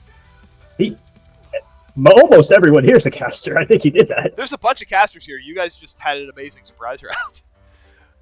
1, 2, 3. Got the surprise casters out there that we can't just murk immediately. There's a bunch of to be- casters here. Their armors are shit. Well, the orc's armor wasn't too bad. Yeah, no, they got plate mail.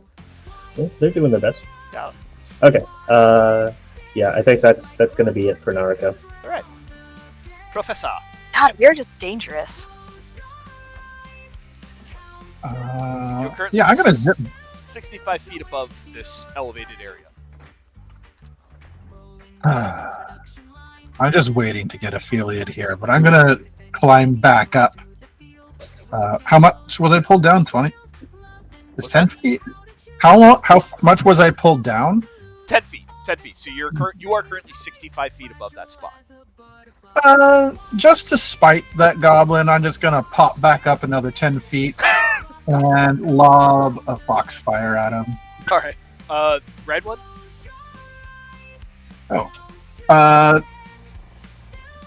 Yeah, why not? All right. They're both. That's at disadvantage. They're both 24 to hit. 24 hits. Nope. Nope. Nope. I don't want to do that. That was your token. No. Oh yeah. Take him out.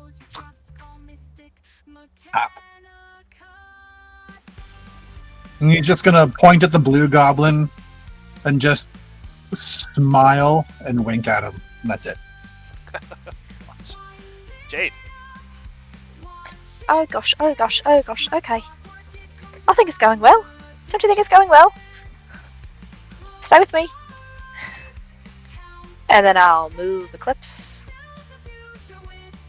And we're gonna attack that goblin. Go for it. 30-20. Hits. 6 points of force damage. Okay. And then I'm gonna toll the dead. Wisdom save. So the DC was 16. 16. That is a failure. Great. It's We D12. gonna be 15 points of damage. God damn, you guys are dangerous.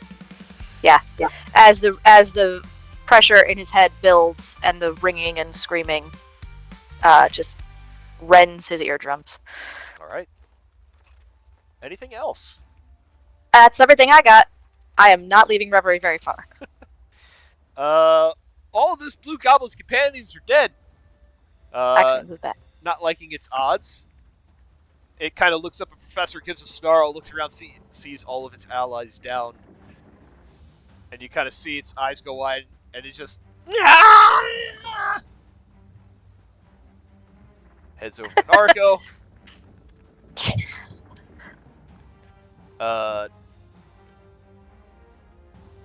Looks at Narco and says, "You don't move!" It's going to cast a spell. I need Narco to give me a wisdom saving throw. Oh, this bitch trying to hold person me? Yeah. Yeah, it totally is. Yeah, 19. Fuck you. Yes. Just look at it, just go, miss? Yeah, fuck him indeed. It does get disengage or hide as a bonus action, but it has used all of its movement, so I don't think it can hide anywhere, and disengage really isn't going to help, so... Nope. Yep, that goblin is pretty effed. He's gone. This goblin's dead, this guard beast is dead. Yuki, you are up. Yuki looks up to the professor and says, "You still want that one?" Nah, it's all yours. 5, 10, 15, 20, 25, 30, 35, 40. Murder mix. Go for it. 27. Hits. 4, 9. Okay. 26. Hits. For 10.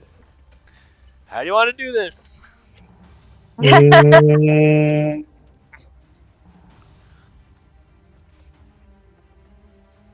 I would tap him on the shoulder and then just like punch him in the jaw when he turns around. Tap him on the shoulder, he turns around, he shivers a little bit as he looks up at Yuki, kind of gives a little bit of a sheepish wave. Yuki gives him the old 1-2, clocks him across the jaw. The jaw nearly flies off of his face as his head snaps back, turns his whole body around, and he drops on the floor. That is no more. And with that, we are out of initiative. He literally Wile E. Coyote'd. Joe. Will it fit in the bag? Joe. Yes. Narco, I what's got your to use cannon? on the cannon. What do you... I cast reduce on the cannon. You gave us a cannon. He just Listen, definitely gave a heavy. I fully knew what I was doing. I fully knew what I was doing. So that makes it, what, a small item? It makes it in my bag. Going in my bag. It's going in my bag. Yeah, you've got a tiny heavy cannon in your bag now. Yes. Narco got to go on a shopping trip today. I only have 2 second level spell slots. This is worth it. This is absolutely worth it. It's worth it, man. I'm gonna Adding it to the inventory. put a little fist on it so you got it. I'll give you a flag. You've claimed it. Do you have a flag? We kind of have business cards. We but have business don't have a cards. We're branded. We have our own country now. That's how that works. Capitalism always Very, wins. very, very important that we got that taken care of. Okay, now back to the adventure. Referee, are you okay? Are you good? Yeah, I'm good. Okay. Do you want to go up there with everyone else? Yeah. Okay. Hold my hand. She will hold your hand. We're gonna go up together. No one sneak up on us. and kidnap anyone. Alright. And as she does that, Eclipse will just fold back into the ether of the universe and disappear. So it only lasts a minute. Give me a second. Narco will wait for the professor to come down and get his first aid treatments. Whee! Is everyone okay? Oh, just fine. Yes. Good. Oh, Professor, you went flying, and I didn't think you were going to do that. Are you okay? You don't look Oh. okay. I'm fine. It's just a flesh wound. More of a Uh-huh. bruising, light bruising. Right here, Look. here, and here. It's kind of all over your face. Yeah. It's fine. Professor, please take back 11 hit points from Right, your wounds. 11. How are you looking?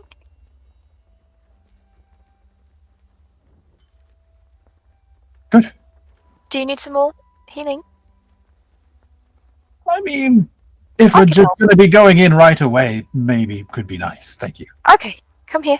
I'll just touch your arm. And you're going to get 9 more points of healing back. Thank you. Of course, you're welcome. Okay. Everyone else okay? Got a little zappy there for a second, but I'm pretty good, all things considered. Good. Okay, good. Everyone is good. We're all good. So, still got maybe about 50 minutes on the sensor here, helping to mask our movements. So we should go inside? Yes, there's they've got an alarm system set up with these chains along the walls. I'm going to be every so often doing my part to kind of disable it as we go, make it less Okay. likely for the entire system to wake up. But there's a bit of a glow ahead, so let's step careful. Okay. I will. Are you going to be in the front to take care of the alarms? To take care of the alarms and to sort of check for any other traps along the way. Then I'll cast detect magic as we go to make sure if we're coming up against anything before we step into it. So I'll detect magic as we go along. All right. So I assume you guys are going to enter the cave once your preparations are ready. So Yep. I'm going to set up the next map. Please let me know what your marching order is. You said 20 feet wide was the cave?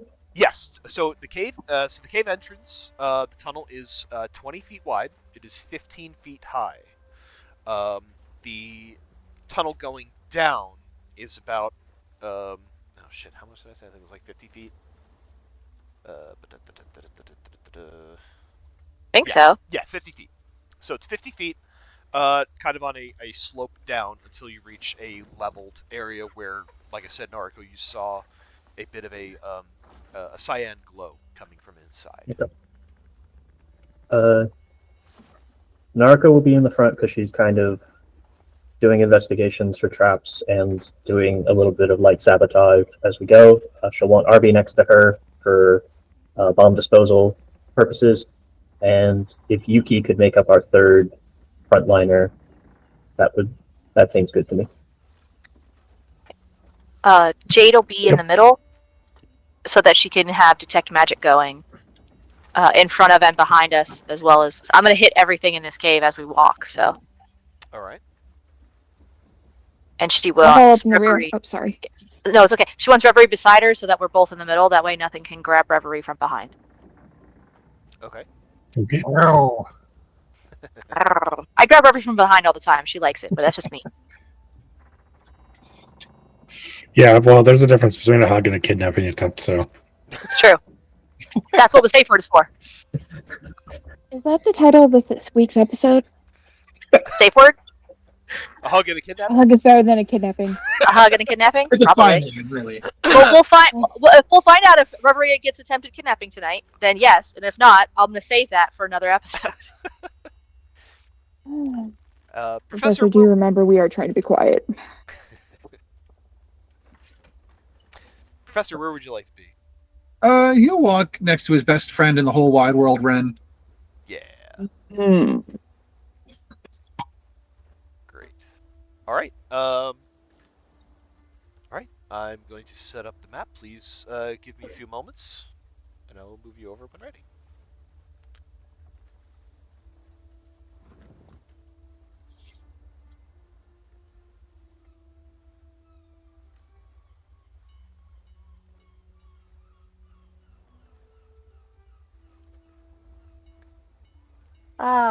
So can I just say again how much I really loved all this music that we're making now?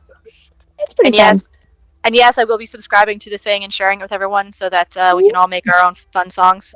Oh, I was I'm gonna gonna be say, absolute how much- terror. We used to be making, now that I've successfully used 4 different email addresses to get those free Yeah, There I am. I'll be subscribing. I'll share that with everyone tonight. like and subscribe. Thanks, friend. Of course, you're welcome. It's fun. It really is. It's super fun. And worth it. This is way cheaper than the original plan I was going to have, which has been like accumulating for a couple years, which is there's a Yeah. place called Song Glorious where you can actually hire someone to make a song. But it's very expensive. Which is why Yeah. which is why I haven't done it yet. And this This is place did them out of business. really good $80. This Well is fun. Look, if you want a real artist to make your thing, it is still well worth the money. It's Absolutely. just I haven't But we have had no it money. yet. If I could get Sail North to make a thing for me, I would give him all of my money that's in my bank account right now in order for that Seems to happen. logical. That I think man, glorious. literally the first thing I thought of when I heard the Whispers theme song was like, if I could get Miracle of Sound to cover this, I would trade all 3 of my wishes with the genie to make You that know happen. what? I bet if we wrote a really nice letter to Miracle of Sound, I bet he would entertain the idea. Y'all so cute. He would send an email back. He'd be very polite. He'd be, thank you for your support. I'm like, that's so cool that like you're inspired and we're inspiring each other.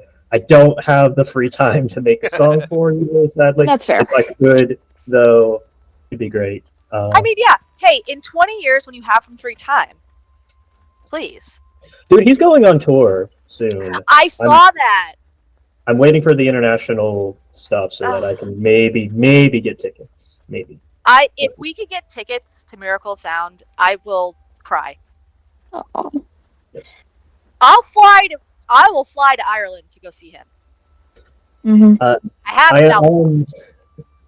I am less enthused that apparently his song, especially like the Viking ones, got covered so frequently and so far afield that he's actually had to like get a record label and like put out copyright claims to kind of rein it in a bit. Yeah. That for an indie artist, that must feel like terrible on the soul to be like, oh Yeah. shit. I know he doesn't want to be that guy now, but now he has to fucking be that guy. I mean, there comes a point though when like you could be the guy who's allowing it to a certain extent, and if people start taking advantage, like you kind of have to protect yourself too. And I'm sure he's been very nice about it the whole way. But I do appreciate in the post he like laid it out like, here's exactly what's going to happen if you hit a claim. It is from me. Like the number is 10%. Like basically the songwriter commission. Like that is the amount that we're asking to like take away. Like here's all up front what's going to be happening. Which is more than fair. I think it's his song, you know. Mm-hmm. And that's like he's not saying you can't do it. He's just saying if you do so, I kind of, you know. I did this. I would like part of it. Yeah. It's a shame though because I'm seeing like because so many people on YouTube like the covers of songs is like the thing they do, and a lot of them like do great job and put a lot of effort into it. But now that covers are starting to be copyright claimed a lot more, like they're basically getting shellacked. Yeah. So it's Well, like I think there's also a lot of people who do the covers who get the approvals and permissions beforehand, Mhm. so they are able. So I it's a whole murky area of like what is going to happen with things, but but like you know, there's a guy artists are artists Mhm. needs to be able to do their own stuff too, and Mhm. as much as it sucks, it's still There was one guy I saw that like the video he did was like a 35 minute like history video on like a tank from World War II, but at the very end credits he like did a very bad song cover for like 40 seconds of like It's Raining Men or something. But yeah, that got him struck and he wound up like really. Damn. losing half of his monetization on the video. It was God Damn. like what damn. the fuck? That's crazy, man. See, those are the things that get sucky about that is that kind of stuff. Well, it's I I, I crazy. I think personally the loud Scottish man rendition of Saving Men, like yes, maybe it's a minor war crime, but it's not copyright claimable. No, I don't think so. I mean, we're getting into that area of the internet where gotta have just gotta have rules around a bunch of things now. All right, I'm So ready. Joe, did But we follow long enough our for you? AI songs are great. Yes, I am ready. I had Yay! to make some stuff that was on the jam layer. I had to make that visible to you guys since Narco was able to find the chain that was attached to the alarm bell. So, Narco, you'll be able to follow this throughout the cave. Yeah. So I will move you to the new map. Kapow! And once you They guys are. zap back in, you should be right here. So, the cave entrance and the tunnel beyond are 20 feet wide with a 15-foot ceiling constructed of rough-hewn stone carved into the cliffside. As you descend, the natural light from outside starts to fade just as your eyes catch a cyan glow of arcane light from the first open chamber beyond the tunnel. Echoing throughout the cave, you can hear the sound of open water crashing against rock and the smell of the sea mixed with the sense of cooked meats, iron, and sweat that permeate the air. Along the ceiling of this tunnel, you follow the chain tethered to the alarm bell outside to this first chamber as well, where it joins in the center and splits off to the north, south, west, as well as to another alarm bell in the northeast corner of that first chamber. Jade, with your detect magic up as you begin to descend down this tunnel, as your aura reaches the edge of this cyan glow, your detect magic picks up conjuration magic. She will alert the group. She'll reach out to like touch Naruko's shoulder to stop her from moving forward, and she's just going to Mhm. point out this conjuration magic a little further that way, up front. Gotcha. Uh, we Naruto can see the big obvious spell circle on the ground, right? Yes, very obvious. It is emitting cyan. Great. It is emitting a cyan light. Okay. Uh, Naruto will look to her companions. Uh, anyone here have the ability to dispel? I do, and I will pull out a scroll. Oh, I'm going to enjoy. I'm going to enjoy having Reverie around so much now. Ooh, wait.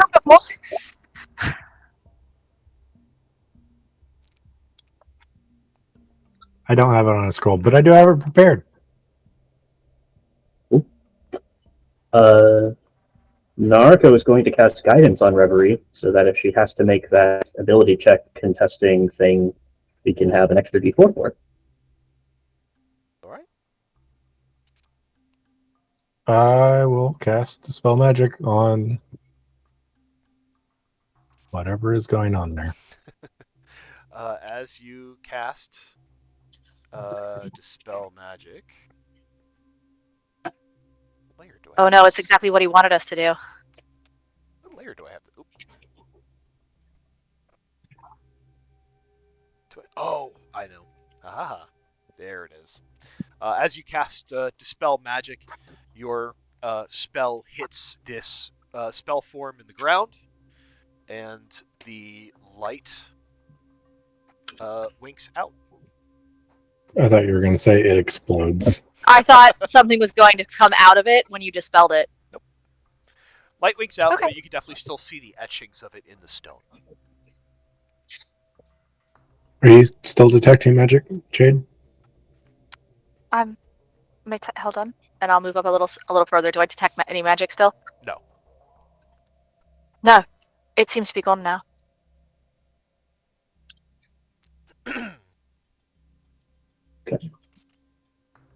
As you reach the first chamber, you see that tunnels extend north and south, and a set of stone double doors stand to the west.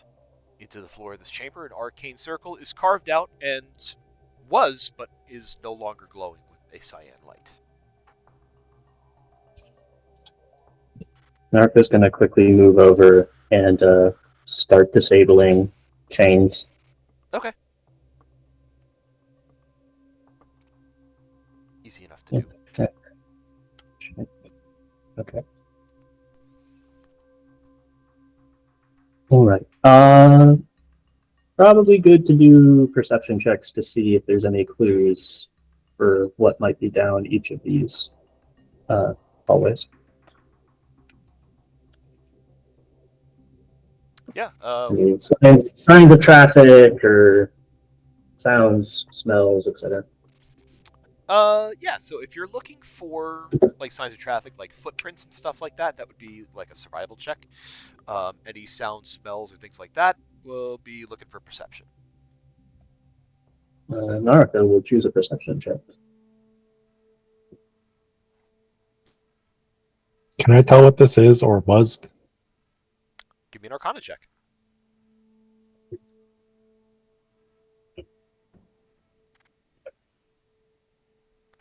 $17.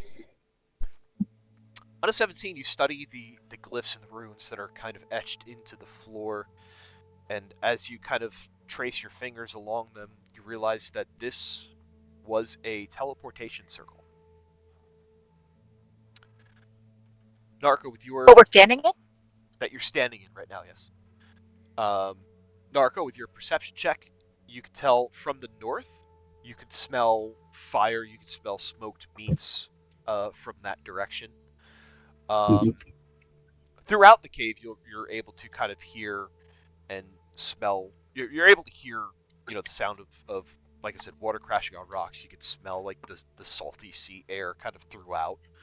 But in particular, you can smell like campfire smoked meats from the north, coming from the stone doors on the opposite side of where you came in. You can kind of hear a bit of an echo of voices that seem to be speaking a bit of a guttural language. Mhm.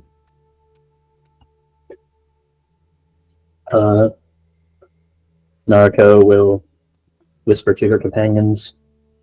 Sounds like the doors to the west are occupied by someone. There's a doorway down here to the south that we could probably quickly clear. To the north smells like fire cooking, probably living quarters. I think if we're going to make sure we're clearing this place out, we should start with the path of least resistance and maybe less people. So maybe we go down south. I think that's, yeah. I think, This direction. yeah, I would like to start there real quick. Does anyone else have any other suggestions? The current plan suits me fine. Okay. Just try to keep as quiet as we can, and then maybe we'll get lucky and we'll be able to clear each spot before the others come running to the rescue. Well, this was a pretty good junction for us to disable for the alarms. So let's. Yeah, for sure.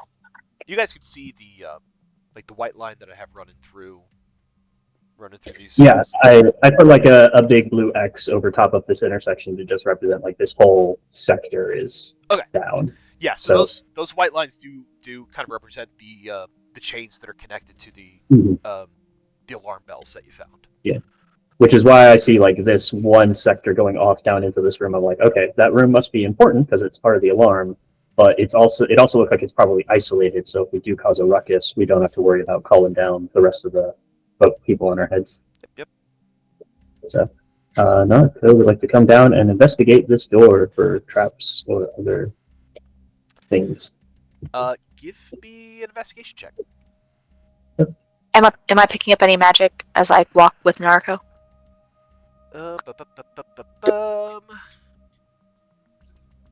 Within your aura, no. Okay. She'll just make sure the group knows that as she'll move down a couple steps to make sure nothing else is coming up. On an investigation check, you realize this door is on an 18. The door is locked. It is not trapped. However, there does not appear to be a handle, but instead there are. I should have counted this. 1, 2, 3. There are 4 stones, gems, crystals, whatever you want to call them. They are set into the side of this door. So most likely there's some sort of passcode that the gems operate to open the mechanism. Yeah, on an 18, I think you would be pretty sure of that. And with even with my proclivity for thieves tools, I don't see any openings that I could sort of subvert that mechanism. No. Okay.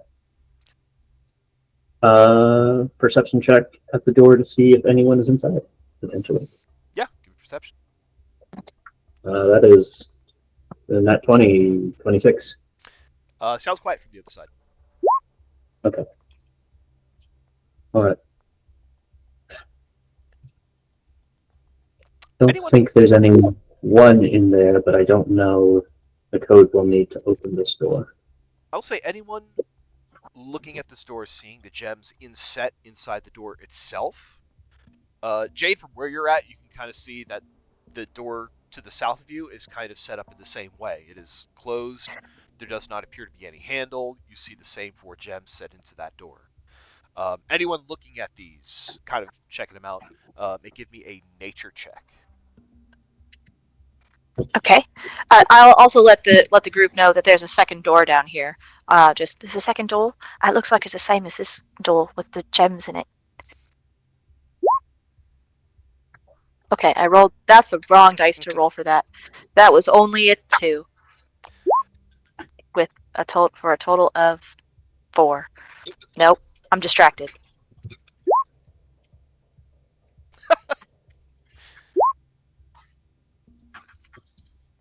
There's a bird that's really far away. Red Reverie, Naruko, Yuki, each of you kind of pick up these. You see these gems that are inset in the door. You know what kind of gems they are. One is round, kind of off-white with a silvery sheen. You recognize this as pearl. Mm-hmm. Another is white with yellowish veins, and it looks kind of spiky like a sea urchin. You recognize this as naturalite. Another one is green and multifaceted, not too hard to tell. This is an emerald. The last one is smooth and multichromatic, is an opal.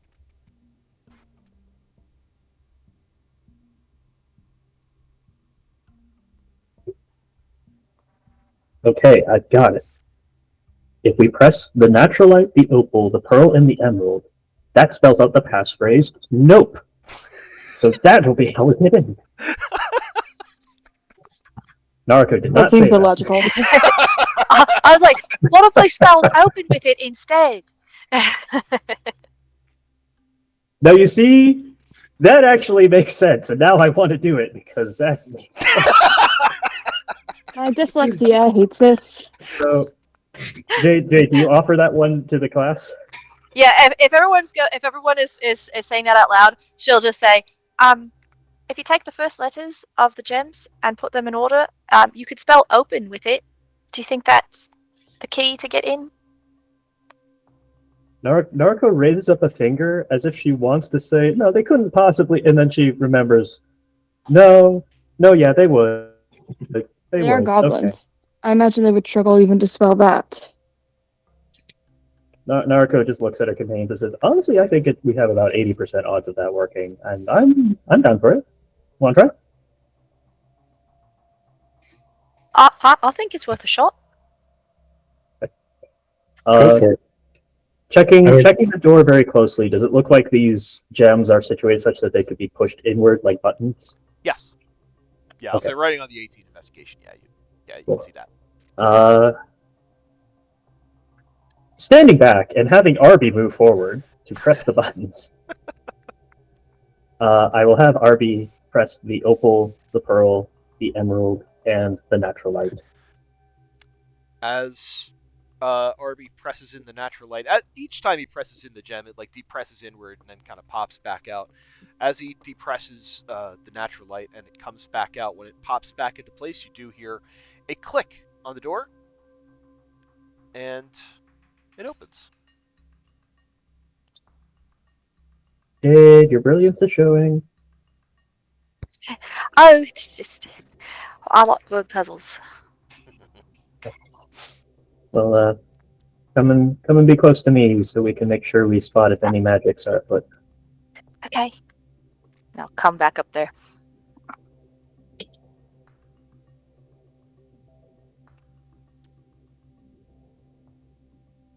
Carefully make our way into the hall. Poke her head around the corner. Coast looks clear. Wait for the rest of my friends to jump up here. This gallery-style area is lit with a few wall sconces on one side and a tiered workbench alongside a small locker of discarded notes. An alarm bell stands in one corner.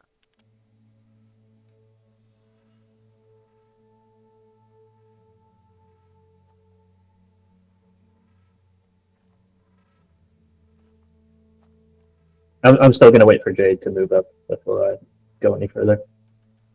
Oh, am I not there? Hang on. Whoop, whoop. Oh, I was stuck. Here I am. Want to drag Professor in? Oh, nope, Marcy's back. Yeah. Never mind. And then I'll come this way. Oh, it's very nice in here. Looks like well, I see a Jeffrey down in the corner. Is that real? Jeffrey? Yeah, against the southern wall of this room, you do see, against the southern wall, you see a wide cage, inside which is a small-sized creature with bulbous features and a set of tentacles where a nose would be, wearing a petticoat with a large button at the collar. That can't be right. Jeffrey, where are you? Are you calling your Jeffrey? Yes. Yeah, your Jeffrey can pop out. What? I'm going to move forward to try and catch this other Jeffrey in my magic aura. Does he feel like take a Jeffrey? spare a second or two? I'll go ahead and put an X on that token for you. Oh, I did. Oh, right. So, as you move into this other room, a little bit of a description. Against the northern wall of this room are two long tables with some partially consumed food and ale. On top of one of the tables is a wand made of dark and twisted wood with a stone of deep purple set into the handle. In between the tables is a stand holding a few scrolls. Against the southern wall, you see a wide cage inside, in which a small-sized creature with bulbous features, a set of tentacles where a nose would be, wearing a petticoat with a large button at the collar. At the front of the cage, in either corner, is a bowl of strawberries. In the southeastern corner are a few potted plants. Jade, with your tech magic up, you do detect void magic on this Jeffrey and on the bowl of strawberries. This is curious. Can your entire species conjure strawberries? That is your question when faced with the situation? How did that get here? Probably I think the same way that this one got here. I think a better question is, are they trying to replicate the things we are doing? And she's going to go towards the cage and try to call to the other Jeffrey. Just, Jeffrey? I Uh, would do not try to let it out. so this Jeffrey, inside the cage, just kind of sits there and give me an insight check, actually. Oh, yay. Okay. Insight. That's going to be a 25. As you look at this Jeffrey, it looks up at you and it projects an image into your mind of a bird flying free in the sky. And it kind of like toddles up to the front of the cage where you do see there is a cage door that you could easily break the lock off if you wanted to. I, he just wants to be let out. If this is like our Jeffrey, maybe they did the same thing that you did, Professor. Maybe. But our Jeffrey is a friend of ours because he's my familiar. If that is someone's familiar from in here, that doesn't make it our friend. Why would you put your familiar in a cage? If you knew that there were people who were hunting you down, searching for this type of stuff. Wouldn't you keep your familiar with you for help and protection? Not if you want to lure them into a trap. Jeffrey, can you communicate with that? Jeffrey kind of bounds from one foot to the other and like you see him kind of go to the front of the cage and you see it's his face tentacles kind of start to reach out towards the Jeffrey in the cage. And looks at you, Professor, and gives you the same image that Jade just got.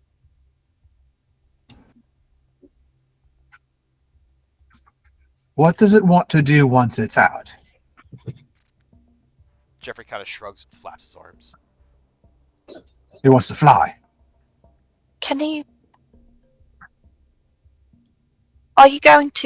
Will you help us if we let you out? Could you show us around here? The Jeffrey in the cage kind of tilts his head, looks at you, and is going to give you a nod.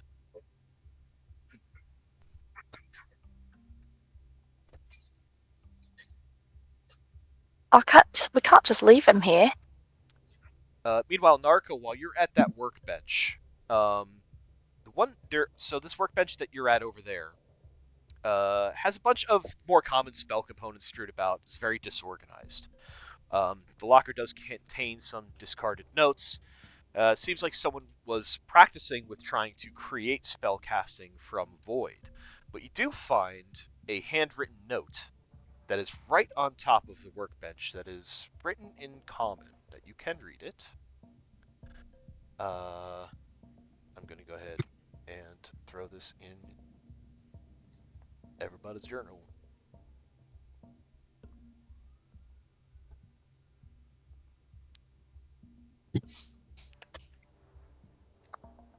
Okay, whenever you start by saying, despite all the warnings, you know you're not in the right. Or being a problem. I don't know, worked for me. The I other rest my case. items, the other items that I mentioned are going to be on the other side of the room. So if Narco goes to the other side of the room, I can let you know what she'll find down there too.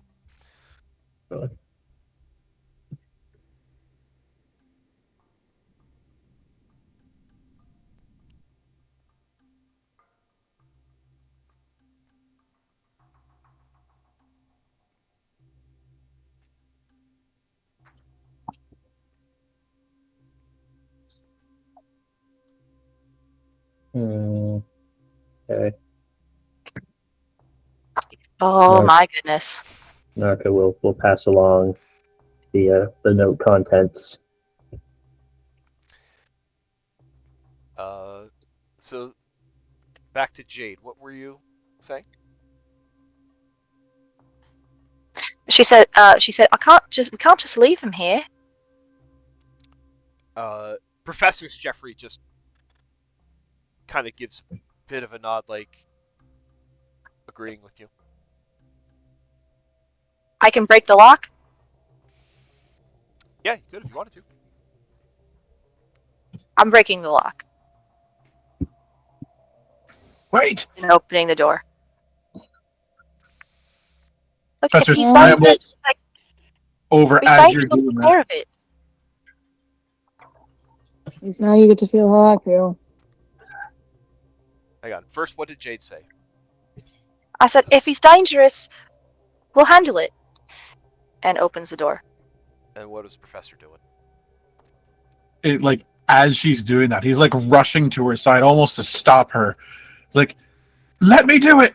And it gets there just as she opens the door. It's like, I know you want to get into and partner on this, but I can tell you full well that as much as Jeffrey is a friend, Jeffrey is also... You know what happened when I tried to light that page on fire? Jeffrey was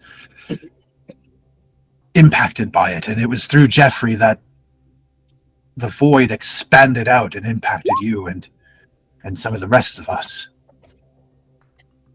I'm not setting anything on fire. I'm just letting him out of the cage. It's not just fire. It could be anything. Just saying, contact, close proximity. We don't know. This is the first void being that we've encountered that wasn't conjured by one of our own. Jade, I need you to give me a wisdom saving throw. Oh, great.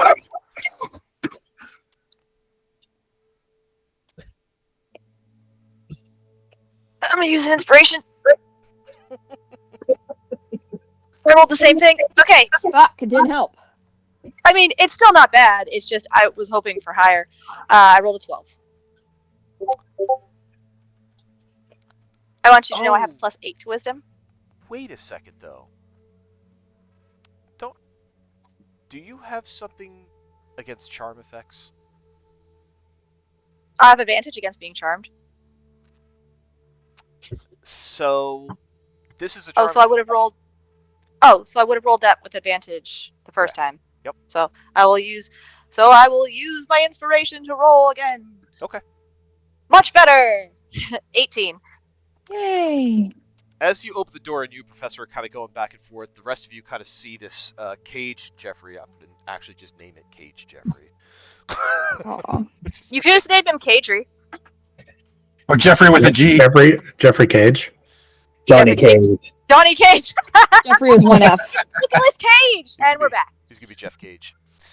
Jeff Cage. Jeff Cage. Jeff Cage. The rest of you see Jeff Cage kind of like stretching a bit as the door opens. He takes a step out of the cage as you and Professor are kind of going back and forth, and then you feel a pressure on your mind, Jade, as this thing does try to kind of gain a bit of control over you. But you are able to force it back. So the rest of you see this thing's eyes go completely dark and a tight aura of black purple energy kind of starts to surround it. Underneath its tentacles, sharp teeth and fangs start to bear as it hisses. The bowls of strawberries inside the cage start to rattle on their own and come to life. I love Oh it my when we God. have to learn the hard way. I love that this Jeffrey also had bowls of strawberries, and now they've become a problem. Our Jeffrey just eats them. So Jade feels the pressure in her mind, and she goes, "No, Jeffrey, that's bad. Don't do that. We're friends." And then that happens. So This is weird. I'm not usually on this side of it. Honestly, I find it quite satisfying. learn by doing and making mistakes. What did we learn? That you make a lot Not of all mistakes. Jeffreys are the same. Some Jeffreys are friends, most Jeffreys are not. Well, he seemed like he could be a friend, and it's better to try to make a friend than immediately make an enemy. We're not in the middle of an enemy fortress. Well, the enemy of our enemy could help us fight our enemy. That is not the. No, that's If not we the put same. him in a, if they put him in a cage, he might like us for letting him out of the cage and be our friend. That does not appear to be the situation. But it could be. At So the moment, we could get eaten by strawberries. So I have Dave in the initiative. Dave's here to play the battle music. He's ready, okay? Dave is the one who's coming up with all these lyrics. I see Ren also, and I want to make sure you have the correct initiative for yourself. Yeah, Ren should be 6, okay? Ren rolled like shit. We're cool. I know what I'm doing. All right. For once. Dave is here to save the day. Yeah, Dave's a sure MVP contender. absolutely. Dun, dun, dun, dun.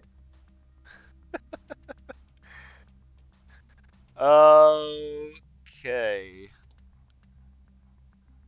Let's get back to some super cool battle music. Fuck yeah. Guys, just get the battle music. Professor Jeff Cage has stepped out of the cage, tried to enthrall Jade. Didn't work. Seems pretty hostile. I told you so. I'm going to try and hold person on Cage Jeff. Okay.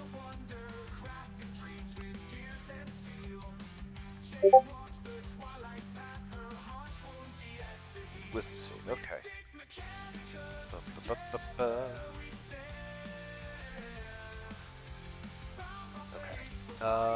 So your DC is 16. This thing's got to make a wisdom save.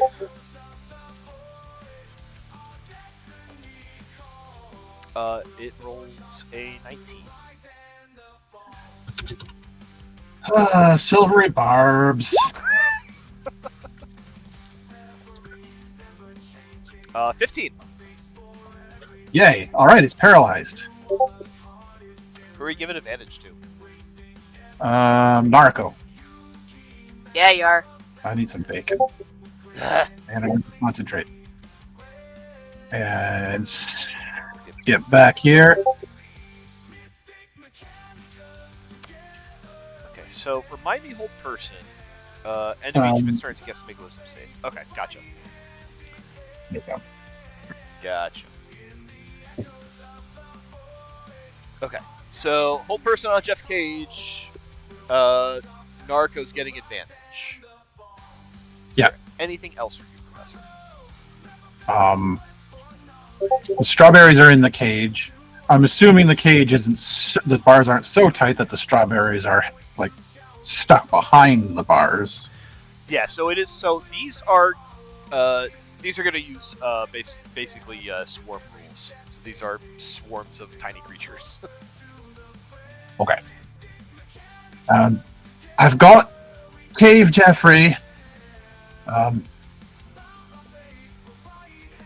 It might not do much to stop it from trying to seize your mind, but it should at least stop it from trying to get away.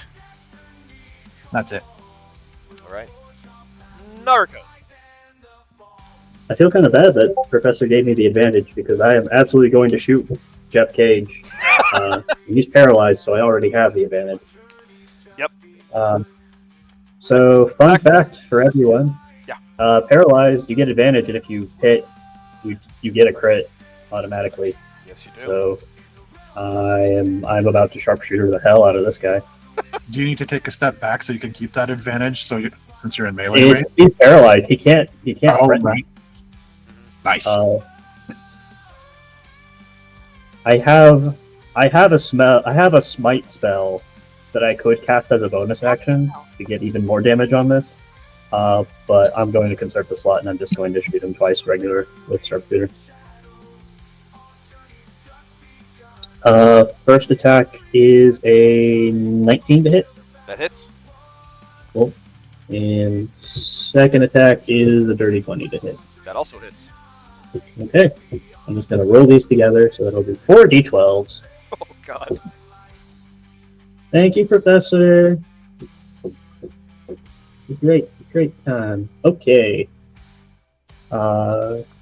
Plus 32. That's 67 points of magical piercing damage. Jesus. Okay. Bam. May I have a health bar on Jeff Cage? Oh! I didn't realize he had a health bar. I'm sorry. Does he need one anymore? Oh, he does. Oh, so he's got more than the 4 HP that Jeffrey has. Oh, yeah.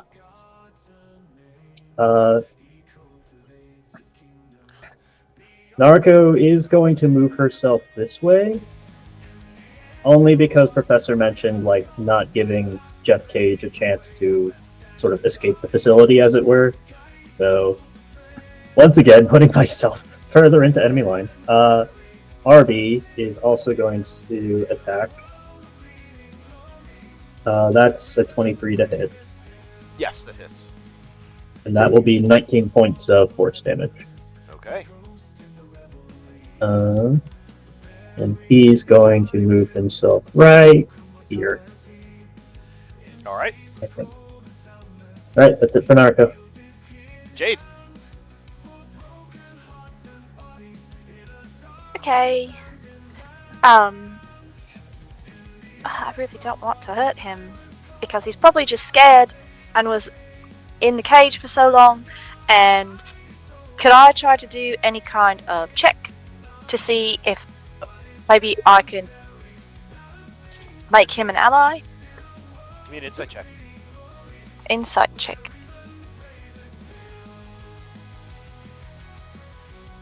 That is... the hell is this number? Cool. So that's a nat 1. All the paint is rubbed off on this one, so it took me a second because it's a snake. So it looks like it's a 7 and an 8, but it's not. It's a 1. So that's you would for recognize insight. it. That's a total of 9. I will throw one of my inspirations at Jade. If you want. I don't know if it's worth it. I think this tracks for Jade. I'll keep the 1. So, Total of 9. out of 9, it's hard to gauge whether or not you can make friends with this thing. Okay. But it did try to take over your mind. Yeah, well, Jade is very forgiving. She's going to look at this creature, and she's just going to say, "You don't have to do this. We can help you. We can get you home if you want to go home." And I will hold my action to cast a Sacred Flame on him if he tries anything. Or him or the strawberries. So here's... okay. Alright. Were you going to say something? No. Okay. Anything else? That's it. Alright. Dave's playing theme music. Reverie. Dave's doing theme music. I'm going to cast Fireball at the blue strawberries. Okay. 23 to hit. That hits.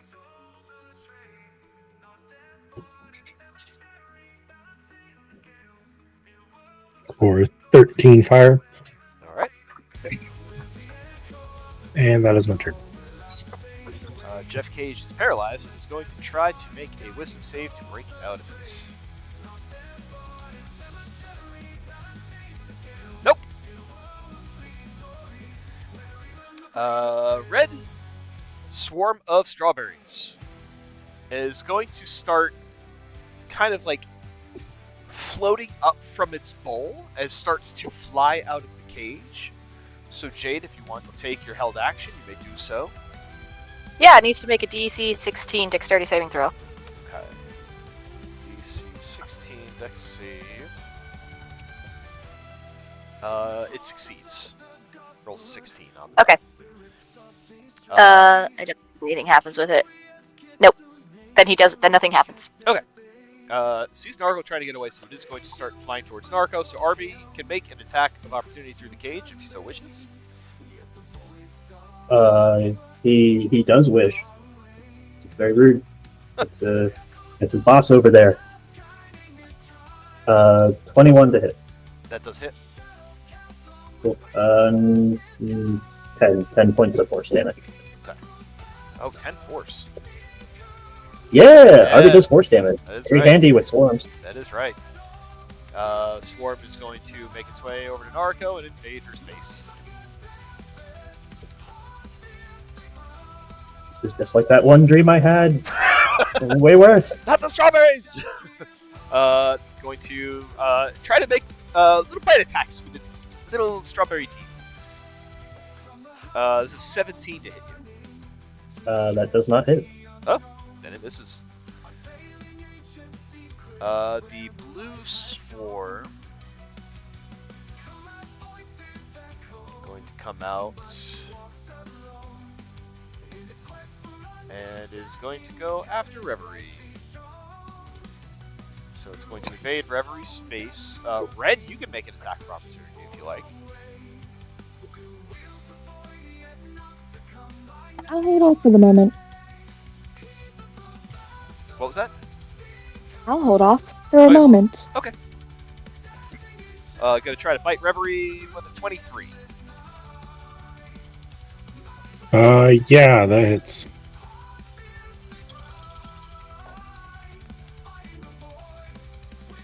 It is going to be a total of 10 points of piercing. These strawberries are vicious. Evil strawberries.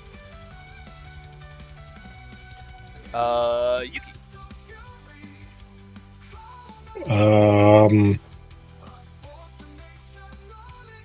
Attack strawberries? Yeah. Pyramids. Yep. 23 23 hits. or 7. Get it. Alright, 7. So it is a swarm, it'll take half of that.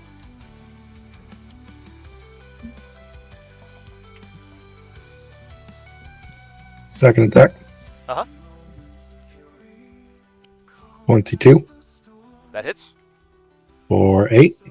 Okay. Third attack. Okay. 18 That hits. for 8. Okay. That's it. Alright. Ren. Okay, Ren will take one step forward, reach out and touch the strawberries, and cast Remove Corruption. Go ahead, give me something to experiment on. I too would like to learn the extent of my power. And I'm not allowed to experiment on Jeffrey. The strawberries, as you hit it with the Remove Corruption, the strawberries swirling around Reverie begin to slow, then stop, and then drop to the ground. Fascinating.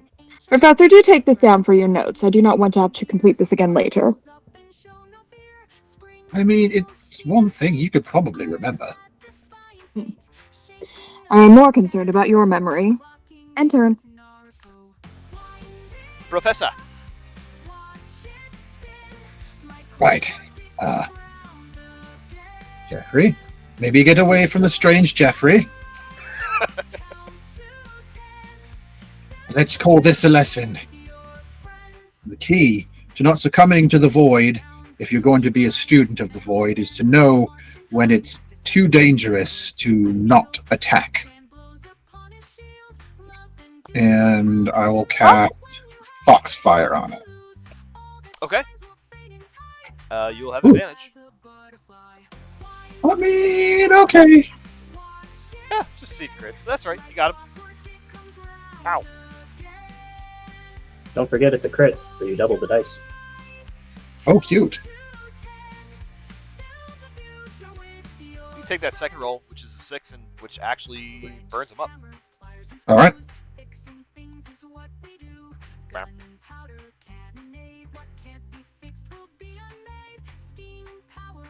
Anything else, Professor?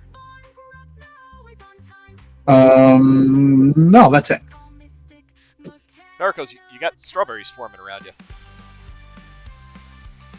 Narco looks over, sees that Jeff Cage has been knocked down, but the strawberries are still being dicks. So she is actually going to take the disengage action. So she can go 1, 2, 3, 4, 5, 6. Nope. Send Darby to go deal with it.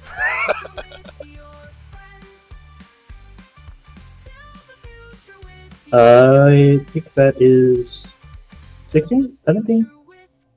One of those to hit. Either one hits. So, okay. Then, 9 points of force damage.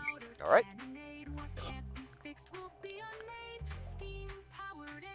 Anything else? Use my action to disengage, so that's it for me.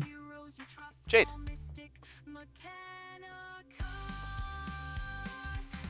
Oh, Jade just looks a little defeated for right now, but she's going to cast her Sacred Flame on those strawberries down that way. All right, that's a dex. Yeah. That is a 10. Cool. They're going to take. That's the wrong dice. Hang on.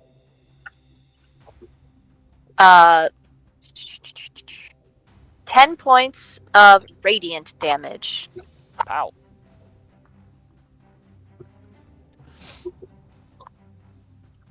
As the Anything else? flames of hell consume a strawberry.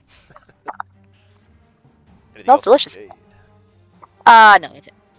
All right. Dave keeps on rocking. Reverie.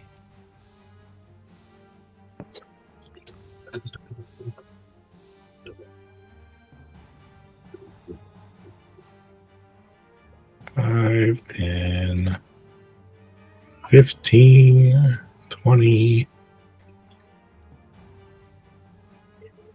25. And I will firebolt. All right. Firebolt. 18. Hits. Oh. Oh, okay, not terrible. 11 points of firebolt. Okay. And that's my turn. I love the art on these things, by the way. It's terrifying. Oh, that's great. They put a little chocolate and then some little icing on there to make the teeth. Yeah. That's a good Halloween Yeah. thing to do. I love it. So the swarm is going to attach itself. Well, not attach itself, but it's going to swarm in Arby's space. Going to try to take a bite. There's a 16 to hit Arby. Yeah, that hits.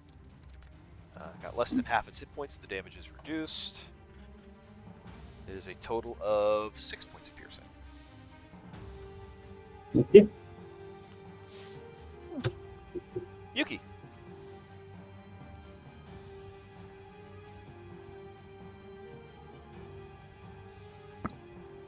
I have all the movement in the world. Punch. Or murder mitts, I mean. Same thing, really. 24. Hits. For 7. Okay. Natural 1. Addis. Natural 1. Miss. That's it. All right. Red. Okay, Ren's gonna throw a sacred flame at those little critters down there. The dex. What's your DC? 15. Rolls a 14. Okay, well, burn, baby, burn.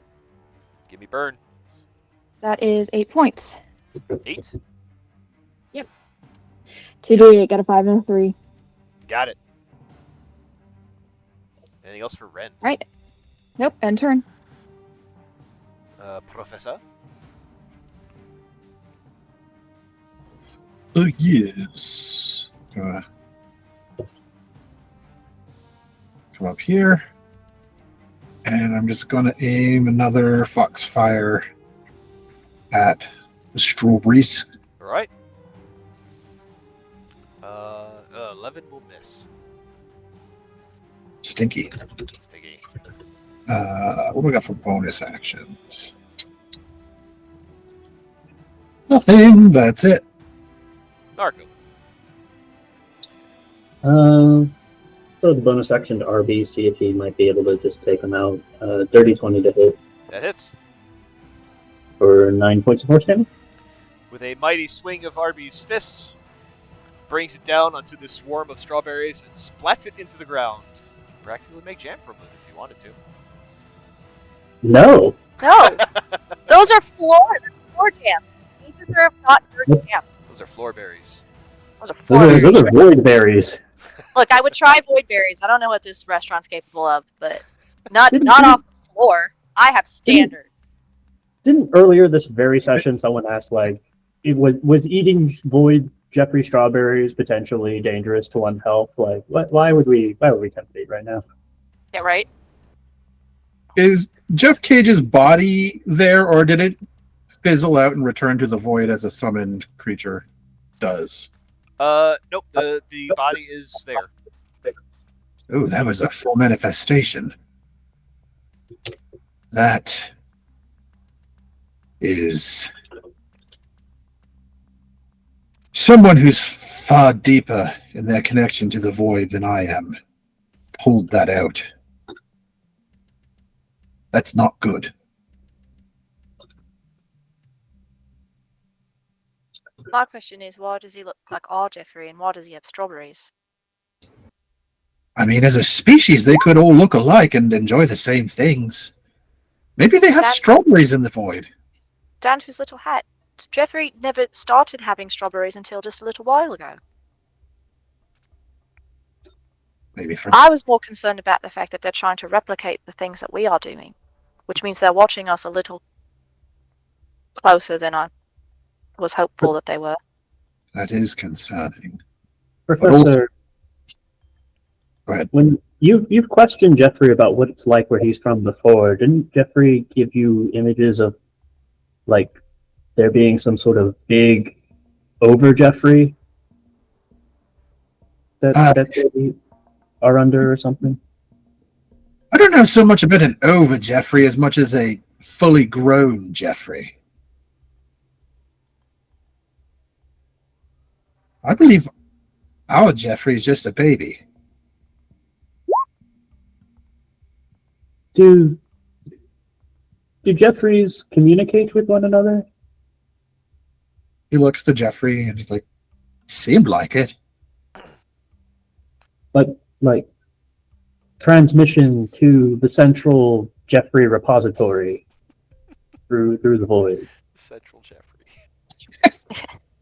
I'll question Jeffrey again, in a way that's more of a caster to their familiar to get more of a direct answer. Like, how did you communicate with that? How do Jeffreys communicate? Jeffrey, I think at this point is kind of like hiding in the bushes. Jake, Kind of pokes his head out and looks at you, Professor, and kind of just like points one of its face tentacles to its head and then to you. Telepathy. There's a nod. Telepathy. Brain to brain. Is there like a central node? You got to send that through a router or something, or is it literally just like a direct connection, brain to brain? Jeffrey shakes his head. Brain to brain. Nod. All right. There we have it. Telepathy, brain to brain. Professor, is it okay if I ask Jeffrey some questions? Yeah, sure. Jade's gonna just crouch down and reach out towards Jeffrey. She's not gonna get closer to him though. And she's gonna say, Jeffrey, it's okay. Nothing's going to hurt you out here. There's kind of a blink. Do you want to come out? Jeffrey takes a step out. There you go. Jeffrey, Were you able to sense that there was another person like you here? Like Temerity was able to sense her other connections? Shakes his head. No? Okay. Did it hurt you when something happened to that one? Another shake. Okay, that's good. That's good. Okay.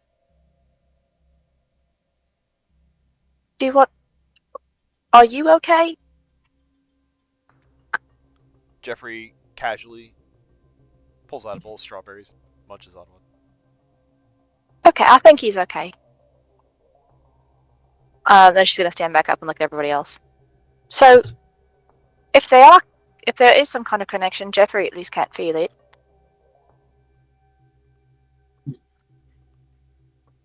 I don't know if that means the other ones could, because Temerity was able to sense all of her connections, but I don't know that they could sense each other.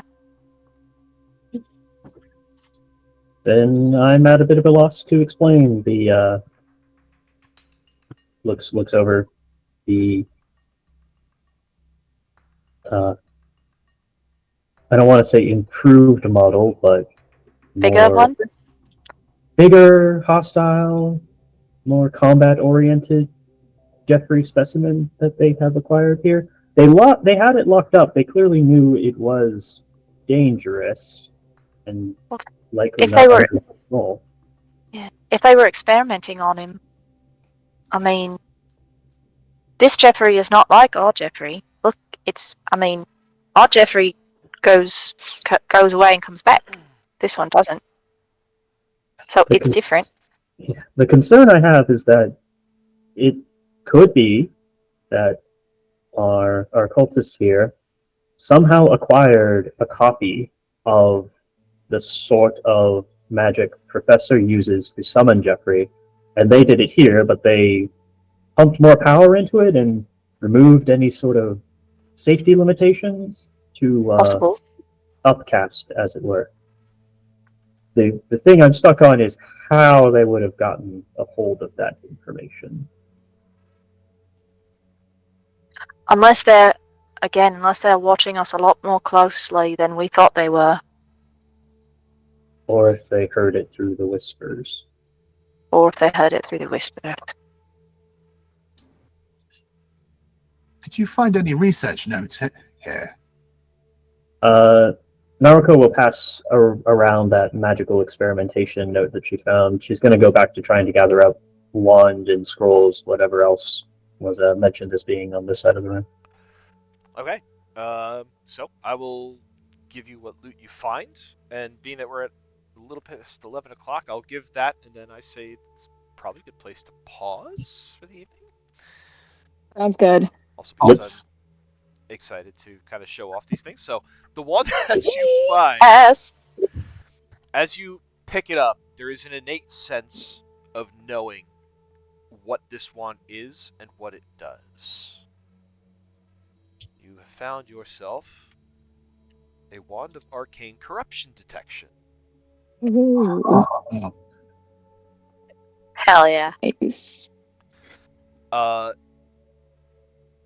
Other than that, on top of the tables, there's really not much else to speak of. Like I said, there's just some like half-eaten food, some half-drank tankards of ale, almost as if someone was here and kind of left abruptly. But in the stand between the tables, you do find a couple of scrolls that you're able to pull out. Also nice. One of these. And you can all read these. Every one of you can read these. You are all able to tell what they are and what they do. And if No, you thank read you. it, you get it. Oh no, I'm good, thanks. Nope. Once mean- that starts pinging void, Naruko is just handing the scrolls off to Professor. Yep. The wand, she will ask Ren, since he's been sort of our void police, if he wants the wand or if for some reason he wants Naruko to keep hold of it. Actually, you should probably keep it. Ren tilts his head slightly sheepishly. I am not fully confident in my abilities yet, but I've been granted additional powers through my scythe to detect void. I am growing in that ability, and I have faith I should be able to rely on my scythe soon completely. It would be good to have 2 different points of detection. Okay.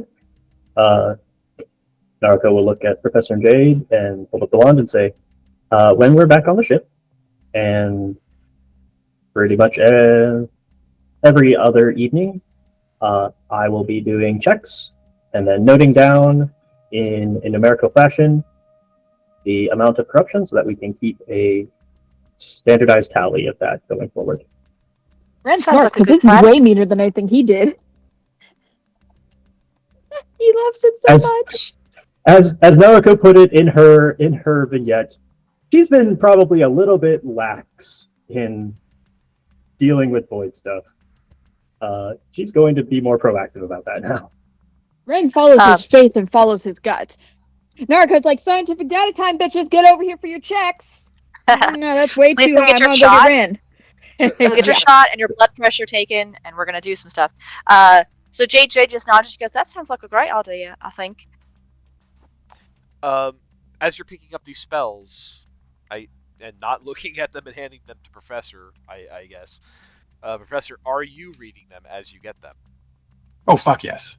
That's our I'm boy. reading them over Professor's shoulder. As you Oh, as you both look at them and read them, you find that it's not like the last time you found a spell like this, a spell scroll like this. It does not Reverie. it does not burn itself into your memory. I don't think Jade picks up on that. Reverie as well. Does Reverie definitely picks up on that. does not get yet added to your spell list. I haven't. Behind the curtain, I don't have the classes assigned to these spells yet. But you can each cast these. Um, but unlike the last spell that you found, it does not automatically put itself into your spell list. Though you Cool. can learn it if you want to. Very cool. Can Ren do a subtle check and see if the corruption points are either Professor or Jade are growing? Sure. What do I have to do that check again? So Arcana? Arcana? Yeah. Come on, baby. Real good. Okay, that's not too bad. Alright, with our bonus, it's gonna be 15. No, you do not detect that their corruption levels are rising. Interesting. Jade is still at 0, by the way.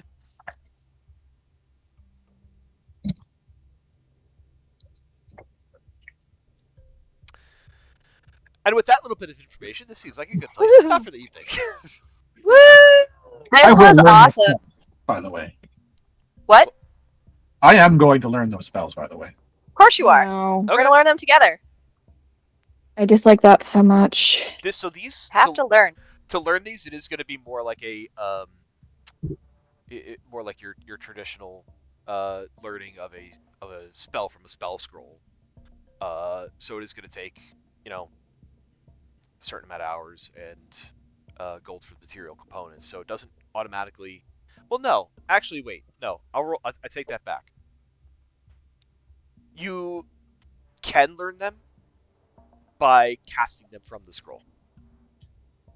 Cool. Interesting. I don't have those spell levels yet, but one day.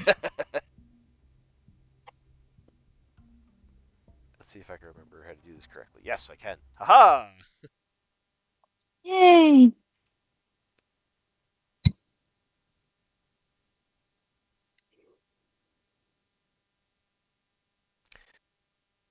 Good times. Good times, guys. Yeah. I was so very excited to show off this map. I made this map in Incarnate from nothing. Because That's awesome. I couldn't find anything I liked. You did great. It looks really awesome. Hell yeah. Thank you. I had to toot my own horn for a second. Absolutely, you It's should. fucking amazing. Who's Ding Dong? It's It's great in the sense that I can tell that this was another example of a map that you had made. Like I can tell that from the fingerprint, but it still like is very, very solid work. Like, Nice. Thank you. it conveys all the information that needs plus a little bit extra. Thank you. Allison is here. Hi, Allison. Hello. Allison! Allison! Hi. Hello. Hello. Can you hear me? Hello. Are you Yeah, there? we can hear Yeah. you. How you doing, Can you hear sweetheart? us? I'm exhausted. How are you guys? We're okay. We survived the attack of the killer strawberries. Amazing. Yeah.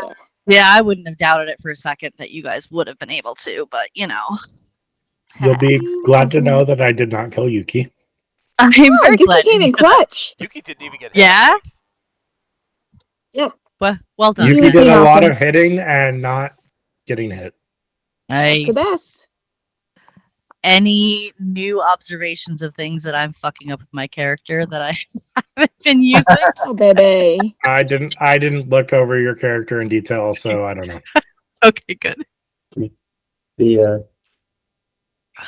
I think the only thing we'll need to remember going forward is that now you've got the sun bolts. So Mm-hmm. if you prefer, if radiant damage would be more helpful, because actually, yeah, with the swarms, the radiant damage would have done full damage. That's something we forgot to do. Oh, yep. I had a sacred flame. I don't know what the rest of y'all doing. Of course, that was just dumb luck, but I'll take that. Yeah, I mean, there wasn't a lot of the other little monk abilities that really needed to come into play on this one. So Nice. Well, I'm glad she came in clutch and helped out. Heck yeah. I nominate Professor for throwing out a lot of stuff. I definitely appreciated paralyzing Jeff Cage because that Hell yeah. neutered him as a threat immediately. Oh yeah. And then going on a little flying adventure with the orc and then firebombing. Well, Oh, yeah. I always enjoy when gravity works. That was fun. I'm gonna agree with that. Professor put in some work tonight. Fuck yeah. Get him.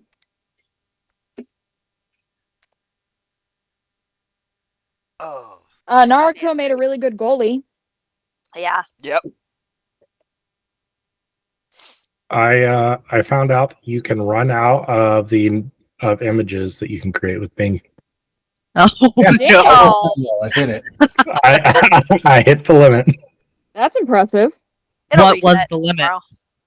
I have Yes. no clue. I've literally this entire session, if I wasn't actively doing something, I was hitting create and just generating images of Reverie. And here I was just cleaning my craft room. Whatever was I doing with my time? Silly thing. Oh, very important update, Allison. Yeah. They had the back door that we chose to assault was guarded. A lot. Yeah. They also had a heavy cannon just like pointed towards the sea. Uh. We subverted around it. It wasn't a problem, but Nariko definitely cast reduce object on the cannon, stuffed it into her briefcase of holding, and is going to be putting that on the ship whenever we get back. Yeah, Fuck Narco's yeah. got a heavy cannon now. She's very excited. Hell Fair. yeah. That's Alternatively, if I want to go full Looney Tunes, if I find someone standing below me and I don't like them, I will open my bag and slide the cannon out and drop it on them like an enormous anvil. I love it. Yes. But I will not I do vote. that because I don't want to break it. I mean, Priorities. The yeah, title of this session, by the way, is "Strawberry Swarms Sound Delicious." Oh boy. it's a good Glad title. to get that alliteration. Yeah. I think like 2 bullets and I on would have fire. put "Sound Scrumptious" if I really wanted to be alliterative. Where's Yeah, that might have been overkill though. I love Might is not a declarative statement. Mm. Well, you are correct with that assumption. I love this little token. I'm gonna put it in the Discord because I love it. What Oh, Oh token? boy. Oh, the strawberry. Oh, the Swarm strawberry one. token! I love it so Okay. much. I'm pretty sure we could actually make that. Not me, someone with actual baking talent. Oh, But I absolutely took that off like a Food Network website or something. I it can looks absolutely. fabulous. Those are just strawberries with decorated chocolate on it. I can Yeah, they're definitely on make that. Oreos. On Oreos, Yeah. which Yeah, We can is make something that. I ethereal. have That seems Oreos important. in my fridge and strawberries. Let's come. Everyone, come over. We'll have a strawberry swarm party. Oh, I think Ben's bringing the double stuff. I think I just googled like spooky strawberries and like that came up. I was like, yes. perfect. Of course it did. Of course it did. Spooky. That was- Even God, about that's that. so funny. Did we just settle on who's getting the second inspiration? No. Nariko, right? Yeah, I gotta vote for Naruko. I mean, I cast a vote towards Naruko as well, because not only one, her excitement with Joe, heavy cannon. I'm putting it in my bag. That was a great moment. That was pretty Two, cute. also she's been making sure that those bells can't ring to set off the alarm Also, system yeah. the whole time. That's pretty And critical. And just in here with taking down the enemies that she has been, it's been very good. I think I did enjoy getting hit with a lightning bolt. Making the save using absorb elements, so he dealt 9 lightning damage to me with that attack, and then I dealt him 6 back on top of the bullet in his head. Yeah. That was a fun little moment. Yeah, coming. With another great moment of, hey Joe, remember how you let me cast absorb elements? I said that I can do that for my gun. My gun does that now. It's a good idea. It's a good idea to let you do that. I knew 100% what I was doing when I put that heavy cannon there. Of course, Giving us a gift. Of course you did. Suspicious of what's going to come of the boat now. Look, if every other time in this campaign that you had in your notes, like, and here's where Naruto can get a piece of treasure, and you just put a cannon there instead, I'll be happy. Yeah. I'll build the rest of the things I need on my character. I also want to mention that I thought while Professor was doing some really awesome moments in battle tonight, it was he also had some great moments of trying to be like the voice of reason, which doesn't normally happen with the Professor when it comes Ren's to enjoying that let's fuck immensely. around and find out moments. He's not flustered about it though. He's like, "Don't do that." He's like, "Oh, okay. Well, this is a learning opportunity for you." Yeah, Jade learned. I'll just let me be clear. Jade learned nothing. There it is. Jade learned nothing. Fine, the Professor doesn't Because learn much either. what to learn from this is to not help people, and Jade did not learn that at all. This says more about that person than me. I tried to help, and it backfired. But if you don't help, then you're worse. Yes, but yikes. We don't know. Could have been Ren's good. never gonna win. No. No. You didn't even insight check it. Yes, I did. Did you? I got 25 on my insight check. On whether or not it was, what was it?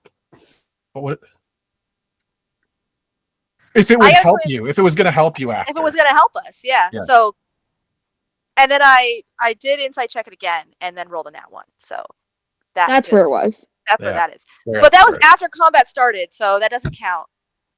It was mad at us because we were hurting it. No, I don't think that's how that went, but that's okay. No, it's definitely not. Didn't it try to control your mind the second you opened the door? Yes, that's how that went. It did. It definitely did. Yeah, but that's how that went. It didn't control my mind until I opened the door, which is interesting in and of itself. Probably because the cage is keeping its magic inside. There was no magic on the cage. Which is again a very interesting thing that's happening, as to go, well, did it need to be in the cage? Because why didn't it just try to mind control us immediately if that was the case? So if something else is going on, what's happening?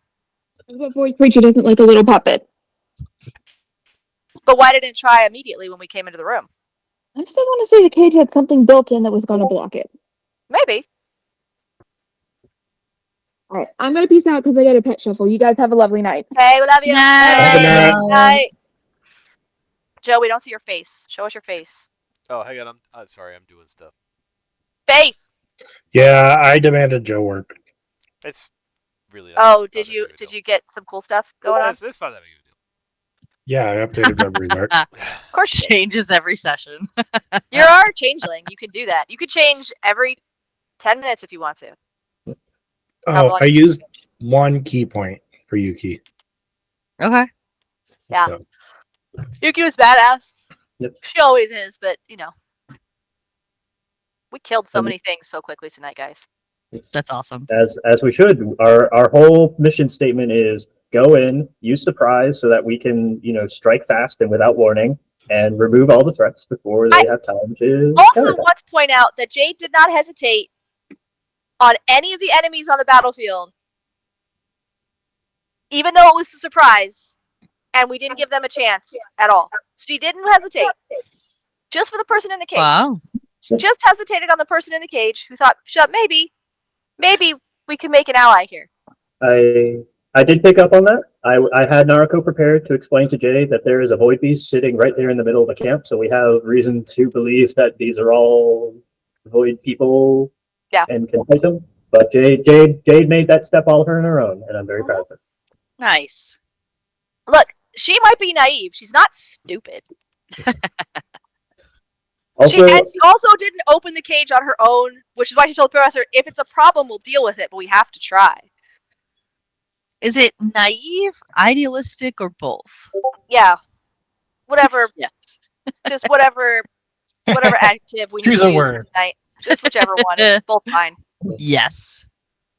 I would also like to say that as much as I enjoy the occasional puzzle to throw at my players, that was my exact thought process when I saw the names of the gems in the door. Was like, oh, I bet if you use the letters, you could arrange something. Hey, I can spell nope with this. I wonder if that. And then my brain hadn't caught up to the fact that like, oh, you could also spell open, and that makes way more sense. As soon as Joe gave us the last one, I was like, oh, that spells open. And Neville says nope. And I'm like, probably open though, right? I would have gotten there if given a few more minutes, but it amuses me that I really liked Peon. I really liked Peon too. Peon was good. It's much funnier to think that Reverie and Naruko were both like, look, it obviously can't be open, so what are the other words you can spell with this? And then Jade just goes, but wouldn't open just be the better one to use? That's the first one you try, right? It's too obvious. I'll use that. There's a reason you have this one with you in those instances, and the rest of you think of the deeper puzzles. This is exactly like when I had the puzzle where it was a bunch of flowers that you placed on a shelf, and it was just the first letters of the names. Yeah. But Susanna started to like pull up extra tabs to look up like the language of flowers and the meaning behind them. And I'm like, that is amazing, and I'm glad you're going the extra mile. Please dial it back. I'm not that insane. Take it down like 10 notches. That's not how we need it to be right now. That's the kind of shit I would pull for like a Blue Rose puzzle, because I actually want you guys to have to like spend more than a week to solve it. That's not what I would put into the actual game. Oh man.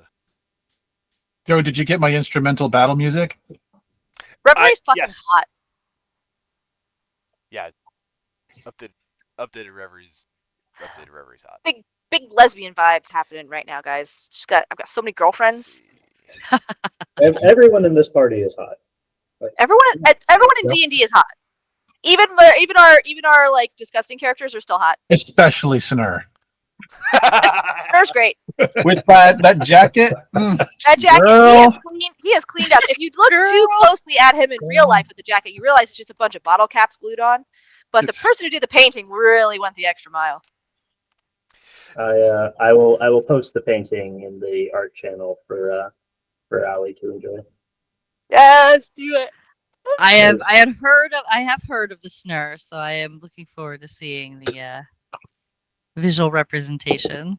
Yeah, well, he got elected mayor, so of course he needs to have a fun. Well, yeah. Portrait. Of course, we got home to this portrait.